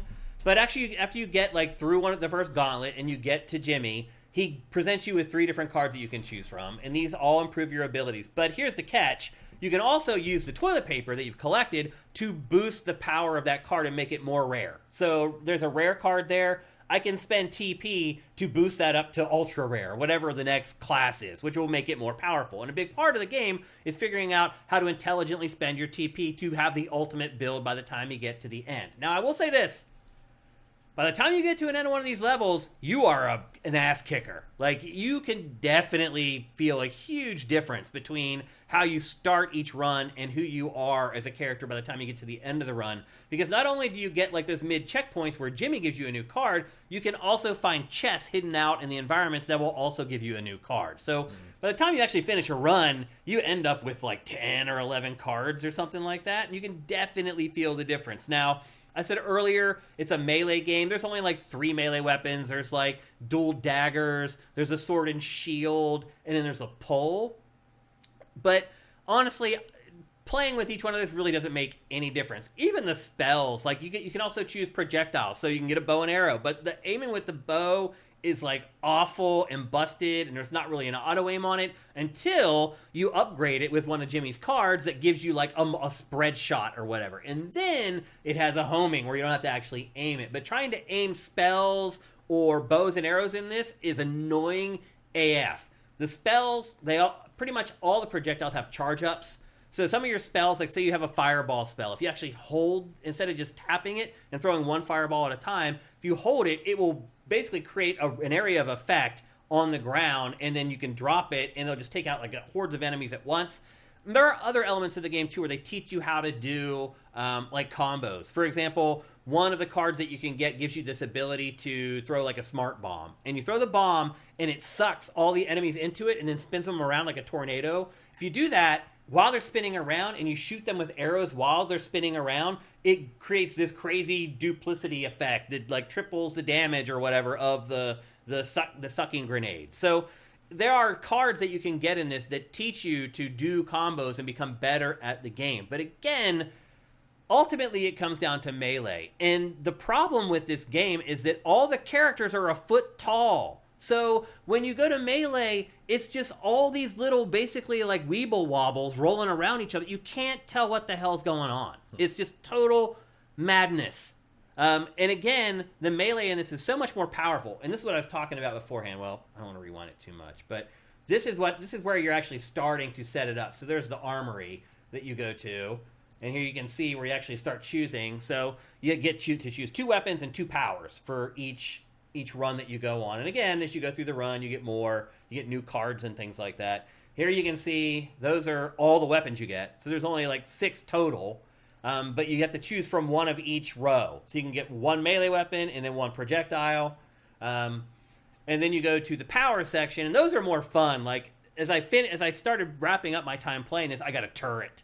And that changed everything. It's like this big turret that you can sit on the ground that just tosses snowballs at enemies. And it made the game like a walk in the park. But it's like one of the last things that you end up unlocking in the game. Overall, though, I would just say that, like, none of it is like South Park enough. Like, nothing is over the top enough. Like, there were no moments where I got like some new weapon or some new power up and I was like, hot damn, this is awesome. Like, it just all kind of feels very samey. And it also looks very samey. Like, I understand the concept is it's a snow day, but unfortunately, it makes every run look and play like almost identical. It's just all white and gray because everything's covered in snow throughout the entire game. Now, there are some clever things that they do with it eventually. Like, I think the second chapter, they present you with like this hub world with a big lake that's like frozen over, and there's like a bus that's sitting on top, and you have to go out and complete missions and come back and put gas in the truck and come back and like I can't remember what the other thing is, but you have to gather these two things for the bus. Once you do that, the bus will start, it will drive onto the ice, it will break, and then the ice falls through, and you realize that there are people trapped under the ice. So there are some parts where it feels a little bit more like a typical like action-adventure game instead of a game as a service, but unfortunately, it doesn't hold true throughout the entire length of it. Now, runs are different. Like, they do come up with different concepts. Like, one of them, you fight up through like a skyscraper. There's another one where you have to stay off the streets. Stan has like a sniper rifle, and so you're fighting across town, but you have to stay on the rooftops. So there's kind of themes for each of the stages or whatever to kind of give them a somewhat of a unique spin. But as you see through this B-roll, it all looks the same. It's just South Park covered in snow. And it's cool for the first couple chapters. After a while, it starts to burn out. And as you know, these games are designed to play them over and over and over and over again as you collect more TP and you collect more of the dark matter and more of the PP so that you can buy cosmetics and blah, blah, blah. The dark matter that you collect in this game goes to a skill tree, which I didn't even realize was there for the first like 5 hours I played this game. I discovered it in a menu and I was like, what the hell is this? And I'm like, oh, that's what the dark matter's for. And so there's a skill tree that you can use. It's just one big tree that you can spend your dark matter in to increase your abilities. And that actually did make a big difference. I've been playing without it and I was kind of struggling. As soon as I went into that skill tree and started assigning all my dark matter points, then I started walking through the game. So this game is $30. That's one thing I will say. Like, it's kind of priced right. So Eric Cartmenez, the one thing I would say is you're not going to chuck out a lot of money to show your fealty to South Park. It's not going to cost you a bunch. But I played this for, I don't know, probably 15 hours, something like that. And I was mostly through the game at that point. Like, I completed pretty much all the missions. The matchmaking and everything works great. It's really fast. There's no problem getting games. There's plenty of people playing the game. I don't know how long that'll last, but right now there's tons of people playing. No matter which difficulty you set it on, I managed to find people to play with as well. So all that was good. But just overall, it was just kind of frustrating to play the game in a lot of cases. And again, because of the art style, things just start blending together. It's hard to follow what's happening. I even found myself like attacking my teammates a lot of the time because they just all start blurring together with all the little enemies because they're all the same height. They all basically look the same. It can be difficult to figure out the enemies in this. There you can see, like, I threw down like a little pole, and like if you stand next to it, it'll heal you. Now I'm dead. You gotta wait to be revived. I'm reviving in this. You just basically walk next to one of your teammates, and there's like a ring around them, and as the ring fills up, once it's full, they will be revived, and they'll come back to life. I will say this: once everybody dies, you start the whole run over, and these runs are long, man. Like, each one of these chapters probably takes 2 hours to get through from start to finish, and if everybody dies, you start over from the beginning again, and that can be a little rough. So, the other thing I would say too about this, there aren't team like attacks and team mechanics. Like, you don't team up with like the other people in the game to do like crazy over the top specials or supers or anything like that. You do have your own super. You can see in the bottom right there, they're called bullshit. And just for fun, I decided to grab the sound effect that happens whenever you get bullshit, and here it is. Bullshit.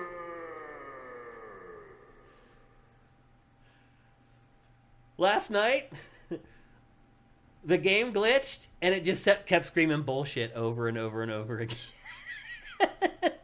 It's the only glitch that I've come across playing this game, and it just like somebody fired off their special, and it just kept yelling bullshit over and over and over again. But the specials, the way they're managed are you get X number of specials per round, depending on the special. So the more powerful ones, you only get 2 uses. The weaker ones, you'll get 3 or 4 uses. However, at the midpoints where you meet with Jimmy, some of the cards that he offers you will replenish your supers. So if you have a super that you really like, or is really effective against a certain type of enemy that's in that stage, then it might be worthwhile to use one of Jimmy's cards to reimburse, basically, the specials that you've used. But that's pretty much it. That's the totality of South Park Snow Day. It's available for PC, PS5, Xbox Series, and Switch, but not last-gen PS4 and Xbox One, which is a little odd. Maybe it'll come there eventually. But ultimately, I would only recommend this to somebody who has a username like Eric Carmenez. Like, otherwise, I would stay away from this. I found it frustrating to play. I didn't find it funny. I don't know if I just don't care about South Park anymore. I used to love it, but it just feels like they're still telling the same jokes from like 20 years ago, and I just don't find them funny anymore. So, ultimately, I was kind of surprised that the IP didn't do much for me with this game at all. Like, I didn't find it very funny, or... It always seemed like a weird match. Yeah. Like this gameplay plus that. I don't know. I would have preferred another Ubisoft RPG. Yeah, I mean, I don't know that I want another one of those. They kind of ran out of ideas for those, too. Yeah. Like, I don't know where South Park goes with video games now, honestly. Like, maybe you make I would encourage Away. Or maybe you make, like, an open-world action-adventure or something like Simpsons Hit and Run or something. Like, I could maybe play something like that and enjoy it, but the problem is this leans almost entirely on the South Park aesthetic, and it's not something that I think I really enjoy anymore. And so that was a big problem for me enjoying this game. And the other stuff that I mentioned, too, it doesn't help things.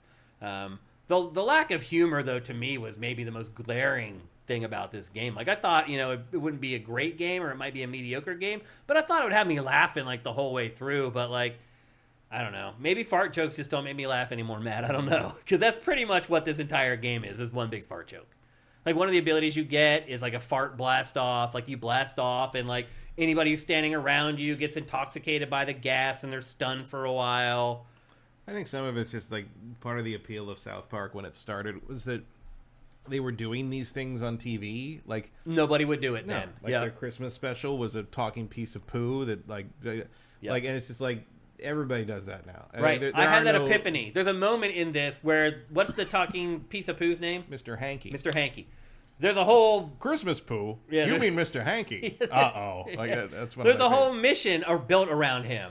And at the end of it, he does this long, extended dialogue where literally, the other thing I would say, too, about this is, like, the art style is inconsistent. So you have the characters from the show that are flatly shaded, like cartoon characters, in this polygonal 3D world. And nowhere did that stand out more than when Mr. Hanky was delivering his diatribe, because he's literally just a sprite plastered on the screen with a bunch of 3D snow behind him, and it just sat there. And I'm, like, looking at it, and I'm like... Then I had the epiphany. I was like, back when this stuff started, this was the only show that would have a talking turd. Mm-hmm. And it blew us away. We're like, oh my God, they can do this on TV. They can do this in cartoons. That's insane. And you're right. Like, for example, when I was recovering from COVID, I finally watched the second half of the first season of Invincible. And holy shit. The second half of that season is insane. Mm-hmm. And it makes South Park look tame in comparison. It really does. Oh, wait till you see where that's going. I can't even imagine. No, it was great. Cannot. It really was great. It's that great. First season of Invincible was really good. I encourage anyone who likes the Invincible cartoon so far, just go get the comic. Yeah. Read the comic. It's a very accurate adaptation. But you can read the whole thing's done. You can read the whole thing right now and not wait 7-8 years for Amazon to get around to animating the whole thing. Yeah. But what I would say, though, is I would only recommend this game to huge fans of South Park. And again... Even then, it's a tough sell. Because I like South Park, or I have liked it. I don't know if I do like it anymore, though, now, Matt. Honestly, do I still like South Park? I don't really have an opinion. I don't know if I do. I used to really I like appreciate that Trey and Matt basically try to get the show canceled every year so they don't have to do it anymore, but they just won't do it. It just won't happen. But. Well, because it fills a lot of airtime. But even as someone who was at one time, I thought a huge fan of South Park, like I struggled to keep playing this game because the mechanics just aren't good enough. The game itself isn't good enough to overcome any license, in all honesty. So again, I would recommend this. A little more of the N64 game and less of the Stick of Truth. That's a good way to put it. Yeah. Because that wasn't very good. No, it wasn't either. Ow. It was just like, hey, we got this license. We don't know what to do with it, but we'll probably still make money off of this game. Let's put it out. This game has a little bit of that. If you're a fan of roguelites, would I recommend this? Probably not. I would say that you do feel far more powerful as you get to the end of each run. Like, you can feel the roguelite part of it in the game. But this isn't one of the better examples of a roguelike. I would just recommend playing like Hades again or something. So there you go. That's South Park Snow Day. Do you have any questions about it, Matt? Nope. No? Let's just check chat really quickly just to make sure you guys don't have any questions for me about this. Vincent asks, would it be worth playing when it arrives on PlayStation Plus in 9 months? Sure. I mean, if the game's free, why not give it a go? Like, you may find that you do like it, or maybe you still find South Park funny. I don't, but maybe you guys do. Silk Snake, would it be possible to get for a weekend just to do the story gameplay and sell it? Yes. Yeah. So that's exactly what I did, Silk Snake. I played it this weekend. I had it from Friday until today, and I played it off and on all weekend long, and I was done with it yesterday. So that's exactly what happened. I got it on Friday. I finished playing it last night, and I was good to go. So yeah, and again, it is only $30. So Eric Cartman says still buying it. Okay, fair enough. And Zet Saber Juno says no yellow snow. There were no yellow snow jokes that I came across, actually, now that I think about it. So maybe they did show some restraint, Matt. Not every joke is eternal, I suppose. Zet Saber says TP as currency might become legit in real life, and that's exactly what this was. It was a joke or a gag at COVID. Which, are we past that now, Matt? Are we kind of past like making jokes about like empty store shelves and fighting people for toilet paper? Until next time. Until next time. Hopefully not another 100 years till it happens again. But yeah, that is what they were going for with this. I don't know if this game was supposed to come out sooner than it did, but it feels a little like a day late and a dollar short at this point, trying to make jokes about fighting over toilet paper. And there's like, so when I was talking earlier about how like you go through the whole thing with the bus, and then the bus crashes down through the ice. Like when you go down there, you realize that there was somebody who had gone down there to try to get toilet paper and it got trapped. So it is a running gag throughout the entire game that, you know, there's no toilet paper and people need it and blah, blah, blah. So there you go. That's South Park Snow Day. Again, it's available for PC, PS5, Xbox Series, and Switch. And I only recommend it to the highest of the high South Park fans. Next up, we're going to talk briefly about a game that we talked about in last week's show, only because I went back and played it and actually finished it, and that is Princess Peach Showtime for Nintendo Switch. I went and played this. Once I quit Dragon's Dogma 2, I was like, all right, I need to play something. I'm like, all right, I have the final version of Princess Peach that Nintendo sent me. I'll give it a go. And so I did go and play pretty much the entirety of Princess Peach Showtime. Now, I'll say this. I'm not going to repeat a lot of the things I said about it in the last time we talked about it. I only want to talk about stuff that I discovered brand new, because you can obviously just go back and watch the last episode if you want like all the nitty-gritty details about it. But the one thing I will say is I had assumed that the game was really short based upon the demo that I played, because I was like, okay, it took me an hour to finish this whole floor, and I'm guessing there's 3 or... No, this game is way longer than I thought, Matt. And for maybe the first time in my entire life with a video game, that's not a good thing. Because what you discover is when you go back and you play some of these sort of mini games or whatever for the second time, is that they're just vapid trash. Like they don't hold up. There's no nuance to them. There's no real skill involved with them. It's more about like, oh, I remember now that this thing is over here. Or I remember now that, oh, this is a little tricky part of this that I didn't get the gem last time. Now I'll remember to get the gem. So unfortunately for Princess Peach Showtime, the more time you spend with it, the more the faults and the flaws start to come through. It is the epitome of the style over substance video game. And I will say this, Matt. I feel like we don't get enough of them anymore. There is a certain point when you're playing this game where you just kind of just have to let go and just let the game just kind of wash over you. Because I found myself fighting it for a while. I'm like, oh, like, now that I've played, like, Cowgirl Peach for the second time, I don't like playing as Cowgirl Peach now. Like, I don't know. This game for me is one of the hardest ones I've had to evaluate for a really, really long time. Because there's moments where you're like, wow, like, this game is way better than I thought it was going to be. And then there are moments where you're like, oh, this is exactly what I thought it was going to be. The one thing I will say is I did get to play eventually with all her transformations, and I did find some that I thought were pretty cool. Like, the Ninja Peach is pretty cool. Like, I mentioned a little bit last week, the last episode, about how she had, like, these cool, like, stealth things where she would, like, put up little things up over her face when she was in the grass, and she had, like, a pole that she could use to go underwater. That ended up being one of the best transformations in the game. There's also... So, basically how it works is, for each transformation or form of Peach, there's 2 things that you do in that stage, usually. And so for the second thing, for the Ninja Peach, there were auto-run sections where you're just running and platforming, and those were actually pretty fun and cool. The Cowgirl Peach, as I said, the second time I played with her, I didn't enjoy it as much, but she has like a roping minigame, and then she has sections like the video game Stampede for the Atari 2600. So those are the 2 there. Then there's Dashing Thief Peach, and she has like a grapple hook, and then these drones that follow her around that you can latch onto with the grapple hook. That was one of the more fulfilling transformations that I found. And then Mermaid Peach is like a Disney animated film brought to life, where she swims in the water and directs schools of fish with like the other analog stick. It's almost like left brain, right brain things, where you're controlling schools of fish to like solve puzzles and basically trigger things to help you move forward. So those are kind of the ones that I enjoyed the most. The objective of the game is to purify each floor of the theater. I talked about that last time. But the game isn't linear. Once you unlock a new floor, all of those stages are open to play. And you can choose to play them in whatever order you want to. And eventually, you'll find that there's some that you like and some that you don't. And you'll start playing the ones that you like first and not playing the ones that you don't like. So what controls whether you unlock a floor is as you play through each stage, there's these gems that you collect. And I think there's like 10 or 12 on each stage. And, you know, if you're an older player, that's where the challenge comes in. Like, the game never gets harder.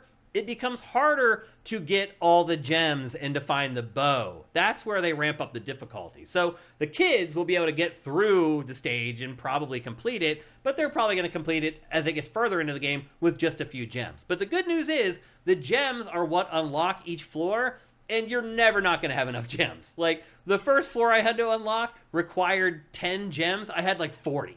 The second one needed 15, and I had like 60. So it's a very gentle game. Now, I did play some of this. Did you? And yeah, Ninja Peach was kind of the pinnacle of it so far.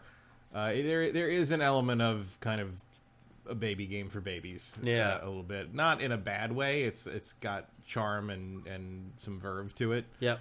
But it did not hold my attention tremendously long. Although it is, again, the animation's very nice. The visuals are very nice. Kind of in the Luigi's Mansion 3 vein of like, wow, they really figured out exactly where to put the pawn on the Switch's power level with these games. Yep. And one thing I would say too is the further I got into the game, the cooler the stage stuff got as far as like selling it. So eventually, like, you get like a horse that you can ride as Cowboy Peach, and like he's on a string like a puppet, and like it's all animated. And you're chasing after all this stuff that's also puppets, and they're all animated, and they have their strings going. Like, it's pretty cool. Like, again, like if you're into plays and musicals and things like that, this is like your dream game. They treat all that stuff with like the utmost respect and a lot of care. When you do go back and play as Cowgirl Peach for the second time, or any of the transformations for a second time, and you complete that stage, when you come out, it unlocks a special challenge stage that opens in the basement. So in the basement, there's all these special stages, but they don't unlock until you play for the second time as one of the transformations. And then you go down there, and there's like these special like challenge stages that are completely separate from the rest of the game. They do reuse assets and art from the stages that you've already played through, but they're completely reconfigured, and most times they have completely different objectives. So again, to what I was saying when I first started talking about this again, this game is way bigger than I thought it was going to be. And I don't think that is to the game's advantage that it's bigger. Like, I feel like the more that I played it, the less I enjoyed it and the less in awe I was of it. The other thing that's really annoying, and Matt, you probably picked up on this too, is how you just have to keep spamming the magical ribbon attack, because you never know what is going to be affected by the ribbon magic in this. So you literally just have to run around the entire stage trying it on every object in the stage. And like, after playing this for 90 minutes, my wife wanted to kill me. And she loves Peach. She's like, oh my gosh, Peach game. I bought her the last Peach game like 20-some years ago in Japan. I bought her a Japanese Game Boy, and I bought her that Princess Peach game in Japan, and she loved it. And she's like, oh my god, it's a Peach game. I'm like, it's the first Peach game since that one I bought you in Japan like 20-some years ago. And so she was kind of engaged with it until she wasn't. Until you have to keep spanning, as you're saying right now, that ribbon thing, you have to do it over and over. And there's 3 different sound effects for the ribbon magic, and you learn them very quickly and get sick of them very, very quickly. The other thing, too, is that, like, as I said, this game is all flash over substance, so much so that there are times where the game will fire off a cutscene, and the coins are sitting there, and they disappear before you can get the coins because the cutscene hasn't finished yet. I mean, it just shows you that the priorities in designing this game were built around, like, does anyone really care if they get all the coins? I do. As an adult playing a game, I care that I get those coins. Will kids care? Probably not. So it's kind of a conflicting game. Again, it's been very difficult for me to evaluate this. And then, like, while I do like the art in a lot of ways, I also hate the snowboard kids big nose like art in this. Like, I have never liked it. It's just like Japanese thing for some reason. Like, a lot of like games and cartoons and manga and stuff use that art style. I hate it. I don't know why it's become a thing, but it certainly makes it easy to create characters for a video game, that's for sure, if they're that simple. I mean, to me, they look like tiny versions of whatever the creatures were in Sunshine. Yeah. And I hated them as well. Did you? I don't like anything about that game. Yeah. Yeah. You're right, though. They do look very similar to some of the characters in Mario Sunshine, for sure. It's weird that there's a whole civilization in the Mushroom Kingdom that just does plays. Yeah. It's a little odd. And the other thing, too, is that the game tries to make a big deal out of cosmetics. Like, literally, it's the only thing to drive you, other than just unlocking a new stage to play through. It's the only, like, all the currency that you get in the game is just to unlock new dresses for Peach, and like a new like ribbon basically for that weird creature that follows you around the whole game. They push you to do it. I found like one thing I liked for both of them and didn't care again. So now I just have all these coins that I'll never spend on anything.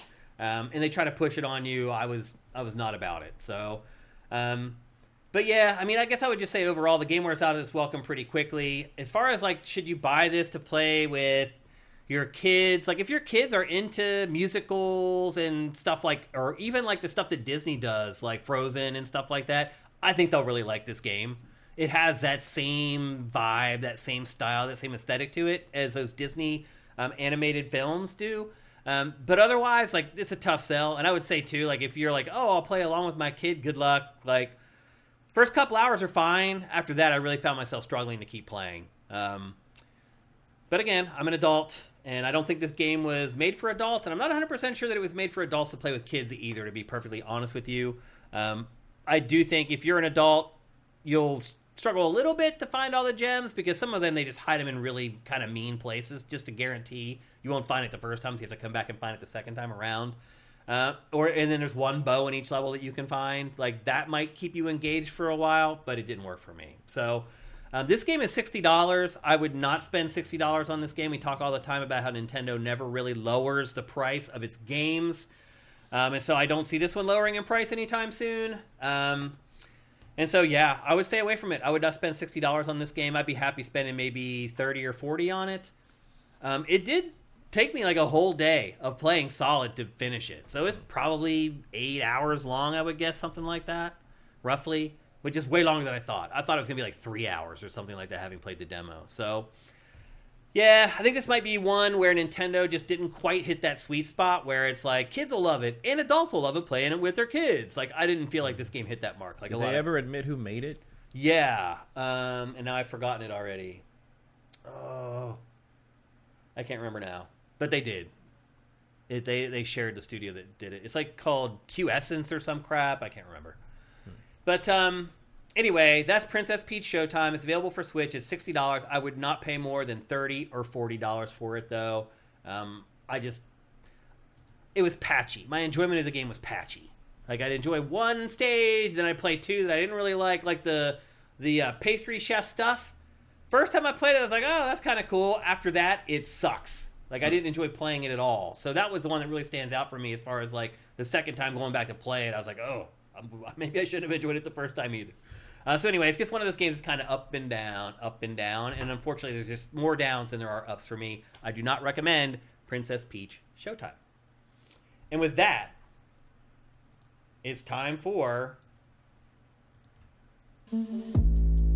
What's up, everyone? Shane here, and one thing you may not realize about me is that I am a total sneakerhead. That's right.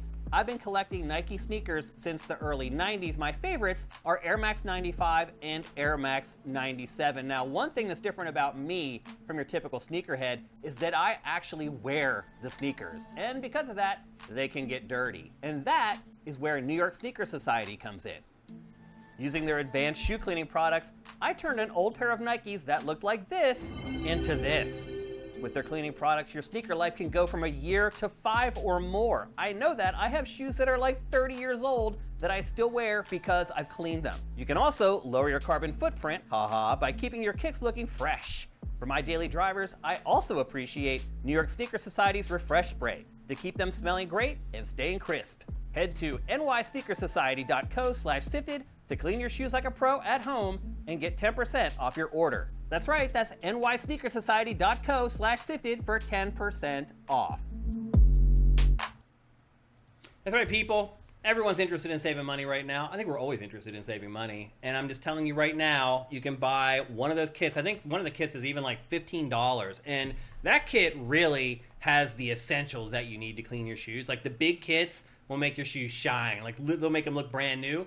Even the $15 kits that they have there, it will totally revive an old pair of shoes that you spent a ton of money on years ago that you thought was left for dead. Now, it's very important that you use the URL with this sponsor, and that is nysneakersociety.co/sifted. And it's very important that you use that because if you do, you will get 15% off of everything that you buy there. So if you buy one of the bigger kits, that's a nice little chunk of change. Even if you buy one of the smaller kits, like the $15 jobs, it's still significant savings. So again, go to nysneakersociety.co/sifted. I guarantee you, if you use even that $15 kit that they have there, it will transform some of your old shoes into shoes that you will wear all over again like they were brand new.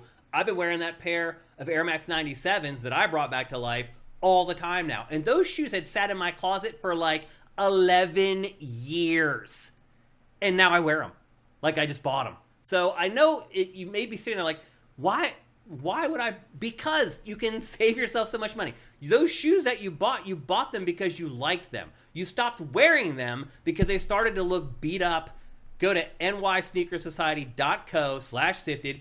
Get yourself a cleaning kit. Start wearing those shoes again instead of buying a new pair for $100+. And as a big part of our sponsorship, we do some fun stuff here with New York Sneaker Society. We have a Sneaker of the Week, where we find a game that either had a new trailer or had a preview. Something happened for that game during the week where it either caught our attention or it caught your attention. A lot of this is based on, I go in, I look at the data in our admin and figure out what stuff you guys are really vibing with, and I find something that was really a riser for that week. And this week, that game is an adventure game called Indica. Matt, are you familiar with this game? No. This is an adventure game that follows a nun in Russia in the 19th century. And it is one of the most bizarre... This, by the way, may be the most bizarre trailer that's been released in the last like 3 or 4 years for a video game.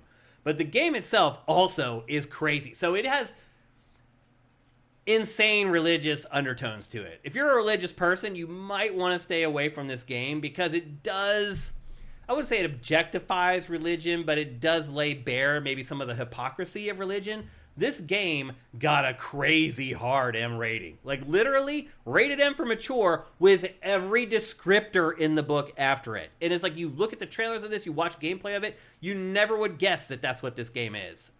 This is coming to pretty much everything. Again, it is a point-and-click adventure game. I know it sounds crazy. Really? I'm going to play a game that follows a nun in the 19th century Russia?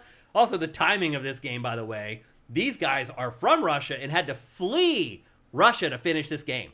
So this is a little bit of the stalker thing going on here where you got some developers who were like, oh my God, we need to get the hell out of here before we get in trouble. But again, this game is called Indica. It's coming to pretty much every platform. And that is our New York Sneaker Society Sneaker of the Week for GameFace, episode 381. And with that, it's time to get on to our last topic of today's show. We don't have a ton of time to discuss this, unfortunately, Matt. But here's the thing. So you played this weeks ago, like 3-4 weeks ago. I just finally got a chance to play it this week. It's a game called Outcast, A New Beginning. It is a sequel to a game that's like 20 years old. The game from 20 years ago was crazy innovative. Open world, like one of the first open world games, like kind of nailed it even for its first attempt. This is the sequel, but it's also very similar. Like it stars the same guy, but he's come back now, and it's like 20 years later or whatever. Basically, the plot of the game is that he's looking for his lost daughter. He's trying to get back to Earth. Well, the ultimate goal, yeah. But he's trying to find his daughter and then get back to Earth. And then the rub here is that once he gets there, there's these indigenous people there who are under attack by this army of robots. And they're like, hey, help us against this robot invasion, and we'll help you find your daughter and get back to Earth. And that's pretty much the plot of the game. Now, well, and also the people running the robots are his people. They're humans. Yeah. Well, not just humans, they're people he knows. Right. But he doesn't remember why he knows them or why he isn't on their side or what. Because his mind is wiped at the beginning of the game. Yeah, his memory is wiped. And the plot of this game is not why you're going to play it. I'll just put it to you that way. The writing in this game is terrible. The voice acting in this is so bad that I thought it might be intentional. I don't know. I mean, the main guy is pretty good. He's good. Like, he's funny. Like, because the main guy kind of has that this is all stupid sort of Indiana Jones. Like, all this is ridiculous, and he's continually using, almost intentionally using, like, weird idioms that the aliens don't understand. He's like, nah, it's not, whatever. It's well, there's a dictionary in this, so the aliens talk, and if you don't use the dictionary translator in this, you can't understand what they're saying. And they go on forever and ever, man. A lot of, for whatever reason, you have like a universal translator that tells you what they're saying, but it doesn't translate some particular words, normal words. Yeah. And so there's a little glossary that you can hold the right trigger, and it brings up. Yeah. It runs in real time too. It's like whatever they're saying currently, it'll pop up and it'll tell you what they are. Eventually, you learn what they're talking about, but it's gonna be hard to care. Yep. Now, this game, you basically get just 2 weapons in this whole game, but it doesn't matter because you have these crazy augments that basically turn the guns into whatever the hell you want to. Now, here's the thing, though. The game is so damn easy that I never really needed to, like, use the crazy mods. Like, I was walking through the game with the default pistol, basically. The default pistol's fine. Once you get some mods on the machine gun, on the larger gun that turn it into a machine gun that only burns 1 ammo per shot, and I got a stability mod and a thing that makes them explode. You outgun everything you fight. The game's way too easy. Yeah. There is hardly any resistance in this game at all. The thing that makes it stand out from other open world games, one is that it cuts to the bone. Like, it chops out a lot of the BS that's in open world games.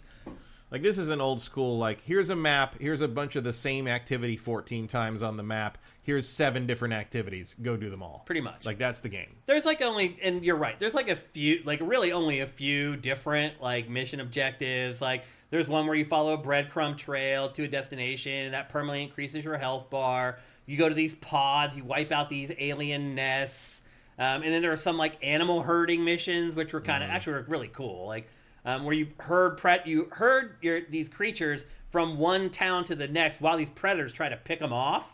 And and I thought that was pretty cool. But in contrast to something like Dragon's Dogma 2, there are no emergent events in this game at all. Like, there's nothing that just happens organically out in the open world that catches you off guard. Like, it is a throwback in a lot of different ways. But I also found that kind of refreshing. Like, it was nice to open up a map and not have, like, 8,000, like, icons there, like, waiting for me to go check them all off. Like, it's a much more straightforward game than a lot of open world games that we're getting today. Pretty much everything you do, like every place you go, like there's something worthwhile in a chest to open, and like the upgrade path is pretty steady. Yep. You never really feel like you're wasting your time. Mission structure is pretty obvious. They use like a flow chart type thing to show you like how you should be accomplishing the missions. It keeps you on track. But like it also feels freeform enough that you're not being railroaded. Yeah. And like you can do a lot of things out of order. Yeah. And like your space, basically, I think there's 7 or 8 villages, and like the main thing is you have to liberate, I think, 10 special types of ore from 10 different like large bases, and then the other half of the main quest is you have to get these like basically approval stones from each of the villages, and each village has a big interconnected quest chain that once you finish it, they'll give you the thing, and you bring it back to the main religious center, and you plug it in, and once you get enough of them, you can do the final thing. Yep. And the quests in the villages are pretty elaborate. And they're all interconnected a lot of times. Like you have to go to different villages and solve their quests to get this done, and so you get that and talk to this guy who'll then help you like with this thing you need for the other villages quests. And like they show again, there's a flow chart type interface that you use to track your missions. Yeah, which is confusing at first, but once you sort of see how it works, it's like it's a pretty elegant way of tracking It's very clever. Yeah, but you're right. When I first looked at it, I was like, what the hell is that? But then as you start to play, you start to figure it out. My big complaint about this, Matt, is that the bad guys in this are humans, but you fight robots the entire damn game. It's like, it gets old. Like, we've talked about fighting robots in games on GameFace so many times, about how it's like the crappiest enemies you can ever fight in video games. And that's pretty much all you fight in this game. You fight monsters more than you fight robots. Well, really. There's wildlife. So there's like 5 or 6 different kinds of wildlife that you fight. Yeah, there's the wolves, there's the snakes in the river, there's exactly. it's none of it's particularly memorable. Right. Yeah. There's flying things. There's you can see like there's flying drones. There's the drones. There's like birds that swoop at you. There's like these weird insect things, spider things. You have to like destroy nests of like corrupted versions of spider things. It's fine. Like, what's cool about this game is a traversal. Yeah. So you have like you eventually get like a triple jump. You get a jetpack. The jetpack you can glide with, and then you can go along the ground and kind of hover above the ground. You get a quintuple jump. Yeah. Can you get a quintuple? You can get 5 backpack 5 bars. jumps? You get 5 backpack bars. Wow. That give you 5 jumps. Or I didn't realize that. You can use them for other things. You can use them to hover. You can use them to there's a bunch of things you can do with the jetpack energy. But yeah, you can get 5 of them, so you can theoretically jump 5 times. It feels great. The traversal, the jumping, the jetpack. That's the real issue with the first game, was like even the remake of it didn't really address it very well. That this is a vastly better game in terms of how the gameplay works. And because I went back before this came out, I went back to try to play the remake of the first game to sort of refresh my memory, and I couldn't do it. It's too the shooting is too weird. The shooting is it all feels very disconnected from everything. None of that's here. The shooting is solid. Everything feels very grounded in concrete, and you know exactly what you're doing when you're jumping on things or hopping over things or gliding. The running in this even is like you can sprint for a while, but like the real way you traverse is you press the 2 shoulder buttons and he just sort of packs along the ground. Like he moves super fast. Yeah, and you can get an extra boost to that where you hold the trigger and he boosts. Like, I mean, you can get across the map real fast with this guy. You can. Well, plus also there's just like a billion fast travel points. Like again, traversal it's the opposite of Dragon's Dogma. Yeah, really. It's a strength of this game for sure, being able to get around the open world very quickly. But again, it's not an emergent game where just random stuff. It's not. The open world doesn't feel alive. No, they're all in the same place every time. Yeah. It's not. There's no. Once you finish an area, there's nothing else to find there. The enemies will respawn, but there's no reason to do it again. Yeah. And it has issues. Like, LOD is really bad in this. LOD is weird. Like textures flowers, just draw in on character models. And, like, flowers will pop in, like, mid-range, and then they'll vanish when you get closer to them. Like, I don't understand what's happening in a bunch of the... It looks pretty good, like, geometry. Like there's some nice vistas and big open areas, and... It's really blown my mind sometimes with the visuals. There's a ton of really cool things where you're like, oh, wow, I can get over there. And, like, they're big places, big environments. It's very pretty... they put a lot of work into the environment and kind of the ecology of it and the culture of the aliens and like all that. The problem is that you don't care about it because it's just all so dry. It really is. It's like every sci-fi I started fast forwarding through like the dialogue in this I turned the subtitles on so I could jump through it and keep the podcast I was listening to on and just try to get through it. The only real bright spot is his dialogue is funny sometimes because he's just so had it with there's a Geralt element to him where he's just like, just tell me what you need so I can get on with this and like anything. Here's the thing though, Matt, this game is very, very close to being awesome. Yeah, it is. To me, this studio, Appeal Studios, it's good, but it's like this shy great. It's so close. To me, it's like this studio, Appeal Studios, is like the new Spiders. Like they are if you are looking for none a of this studio, is easy to do. No. Like it's If like you it's are very looking- impressive they got it as far as they did, frankly. If you're looking for an acquisition target right now, here's one. Yeah. This studio is I'll right go on the one cusp of more. doing something great. You want someone to make you... I mean, you need different writers, probably. But you want someone to make you a pretty good Mass Effect game? Yeah. Like an action version of Yeah. Mass Effect? Yeah. Or like Fable? Yeah. This studio, one to keep an eye on. Again, it comes from Appeal Studios. Would you recommend buying this, Matt? It is $70, although I've seen it on discount already some places. I imagine this will hit discount pretty fast. It already is in some places, yeah. I like it a lot. I really enjoyed it. I couldn't believe how much I enjoyed this game. I was like, what the hell? Like, it came out of nowhere. They sent me review code for it, and I was like, oh, it's kind of a slow week. You get these modules you can use for different things. Like, you get a module that you send a beacon and you can call this worm out. And then the worms are anti-gravity, so they make all the enemies float. Yeah, the only problem is that, like, you'll never be in a situation where you need to do that. No. It's never going to be hard enough that you're like, I need the giant centipede anti-gravity worm. You're going to be like, no, I'm just going to shoot you in the head 3 times. Yeah, the lack of difficulty foils a lot of the ideas that they had for this. But that's something that's pretty easy to fix. Like, they have the fundamentals, the principles of building open world games down. Like, and I would not be surprised if eventually we see something really, really cool. Yeah, this is as good as like an old school Assassin's Creed most of the time. Yeah, that's a good way to put it. So anyway, that is Outcast, A New Beginning. It's available for PC, PS5, Xbox Series. Yeah. It is $70 on console right now. You can find it cheaper on PC. What would you pay for this game, Matt? I'd pay like $40. Me too. It's also like, I should note, it runs really well on my machine. I don't know how, I could see this being rough on a console until they patch it. No, it ran great. That was all PS5 B-roll. Because I know Dragon's Dogma's having trouble. I mean, it runs great. But again, the LOD is bad. Like character models, like textures will just start drawing in. I don't have any of that on the PC, but the LOD is, like I said, weird. Like the details pop in at mid range, but then they go away at close range, and I don't understand what. I've never seen that. I've never seen that in my life. That's really weird. Like if they're already on the screen, you should be fine, right? But no, they make the flowers like vanish when you get like 5 feet from them. Yeah. Yep. So anyway, there you go. That's Outcast: A New Beginning. And next up, it's time for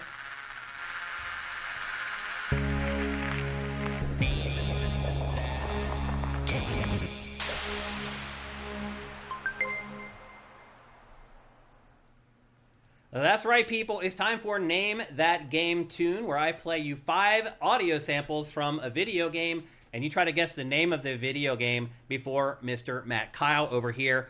You won the last time, which is pretty odd. Well, we want you guys to win, but it is nice that Matt wins every once in a while to keep you guys on your toes anyway. So I do have 5 samples here from a game, and they are obtuse at first, and they become more obvious as we go. My goal is for you guys to get it on the 5th one. I don't know if that will ever happen, but that is my goal. Let me bring everything up here for Name That Game. Get your chat going. Get the sound effects ready to go. A couple things before we get going, though. You can only win once per calendar year. So if you've already won in 2024, do not play. Just sit back and enjoy it and watch everybody else have fun. You must play PC games, or at least have a friend who plays PC games, because the winner of this wins a free PC game. We want to make sure that goes to a good home where it will be used. And then finally, while we're playing this, the chat goes into slow mode. You can see it there already, which means you can only put in one chat every 60 seconds. So do not spam the chat with a bunch of random game titles hoping that you're going to guess it right. You won't. We're just going to let you know right now. Matt, let me get your headphones turned up to a decent level so you can hear it. I think we're good there. Are you ready, Matt? Yeah, but you're going to want to scroll the chat current. Yeah. There we go. I think I did already. No, you didn't. Oh, no, I didn't. Okay, here we go. Ultimate Villain, thank you for Twitch Prime. That's awesome. Good luck to everybody who's going to play. Luke the Gamer, who stuck around. Good luck playing Name That Game for the first time. Matt, are you ready? Yeah. All right, is everybody else ready? Here's the first sample in 3, 2, 1.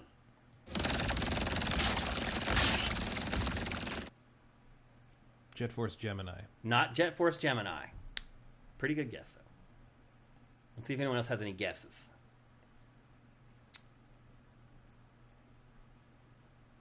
Or not. Halo, no. Returnal, no. Splatoon, no. Earth Defense Force, no. Half-Life 2, no. Gears of War 2, no. High on Life, no. The Division, no. Those are all good guesses. Mm-hmm. I'll just give you that hint. Those are all good guesses. Turok 3, no. MDK, no. Mass Effect, no. Unreal, no. Splatoon, no. That's 2 Splatoon guesses, I think. Shadows of the Damned, no.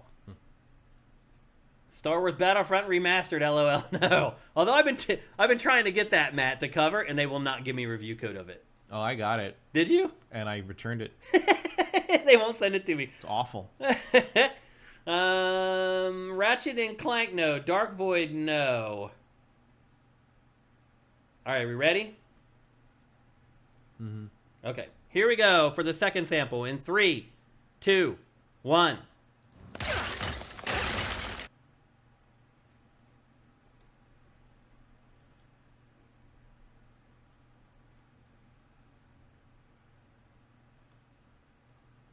StarCraft 2, no.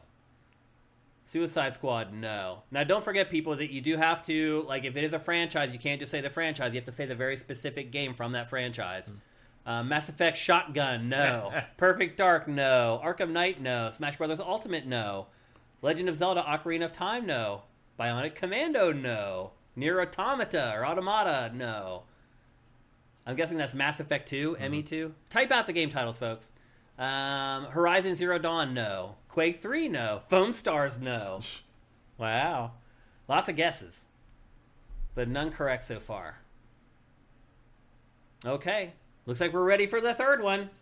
Here it comes in 3, 2, 1.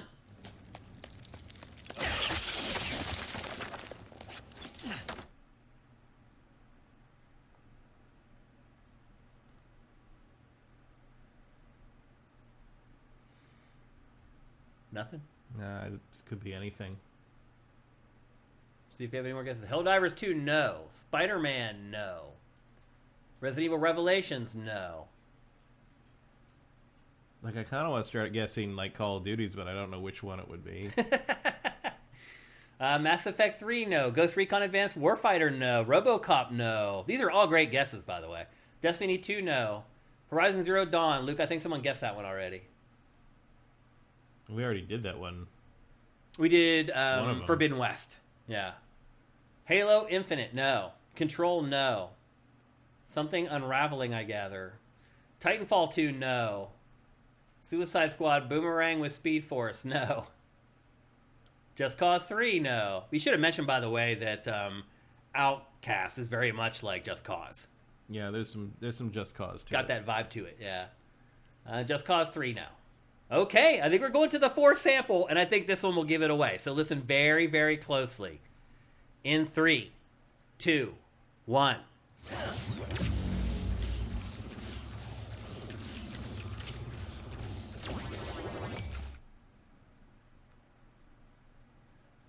Apex Legends, no.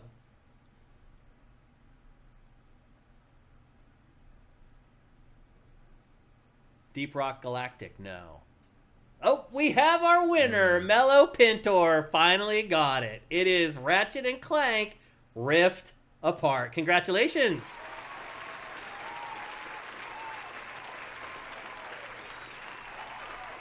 Finally, somebody got it. Somebody guessed Ratchet and Clank earlier. That's why I reminded people that you need to guess the right one. And here, this one definitely would have given it away. Here's the fifth one.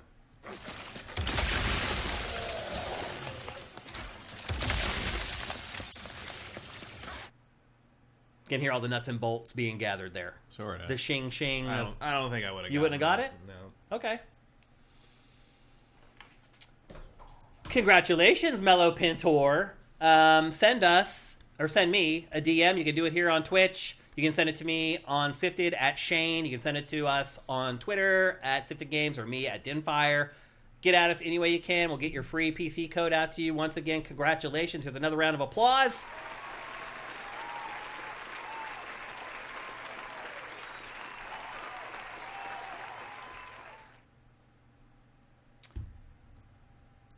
And before we get going, just want to remind people, if you want to support us, head to patreon.com/sifted. That's SIFTD. You can pledge whatever you want there, $1 a month, $1 billion a month. But if you just spend $4 a month, you get all our content early. You get Pactor Factor a week early. Of course, you can also help us if you don't have any money with Twitch Prime, as a lot of people do during our live streams. That will get you Pactor Factor a week early as well at twitch.tv/siftedgames. And if you can't do any of that, you can also help us even if you don't spend any money or do Twitch Prime. You can review the show on the podcast service that you're listening to it to on right now. In fact, do it right now. If you're listening to the show on a podcast service, go review it right now. Stop. We're not going to say anything important. More important than that in the rest of this show, go review the show right now. It makes a huge, huge difference. I can already see our view counts or our plays on Spotify going up since you guys started reviewing the show. It matters a ton. If somebody searches for video games in Spotify or any podcast service and you guys have rated our show, it's more likely to bubble up in those results. It means a lot. Also, if you're just watching on YouTube, like the show, leave a comment, even if it's just like thanks or good show. Like, all that matters. Anytime you like something, you leave a comment, it helps us with the YouTube algorithm. And folks, for the first time in years, our YouTube subscriber count is going up. I can't believe it. It just sat still for years and it started going up. And I fully believe it's because all you guys are helping us with all this stuff. So anything you can do to help us, we appreciate all of it. It all makes a big difference to us. I just really appreciate anything that you guys can do. But obviously, the best thing that you can do for us is to pledge at Patreon, because that gives us money that we know is going to come in every month and we can count on it and we can actually do stuff with it like market and other things like that. So again, go to patreon.com/sifted and help us there if you can. We'd really appreciate it. So we'll be back next week with Rise of the Ronin. We'll have Ayuden Chronicle, 100 Hero. Is it 100 Hero or 100 Heroes? 100 Heroes. 100 Heroes. We'll have that in next week's show. We're going to have another great show for you guys. Again, thanks to everybody for your patience while I was down with COVID. As you can see, back strong like bull. Can't keep me down, but I do appreciate you guys understanding why we couldn't do the show last week. There's no way in hell I'm coming in here when I have COVID and with Maddie here. So thanks for everything, guys. Much love. We'll see you next Tuesday. GameFace is up and out.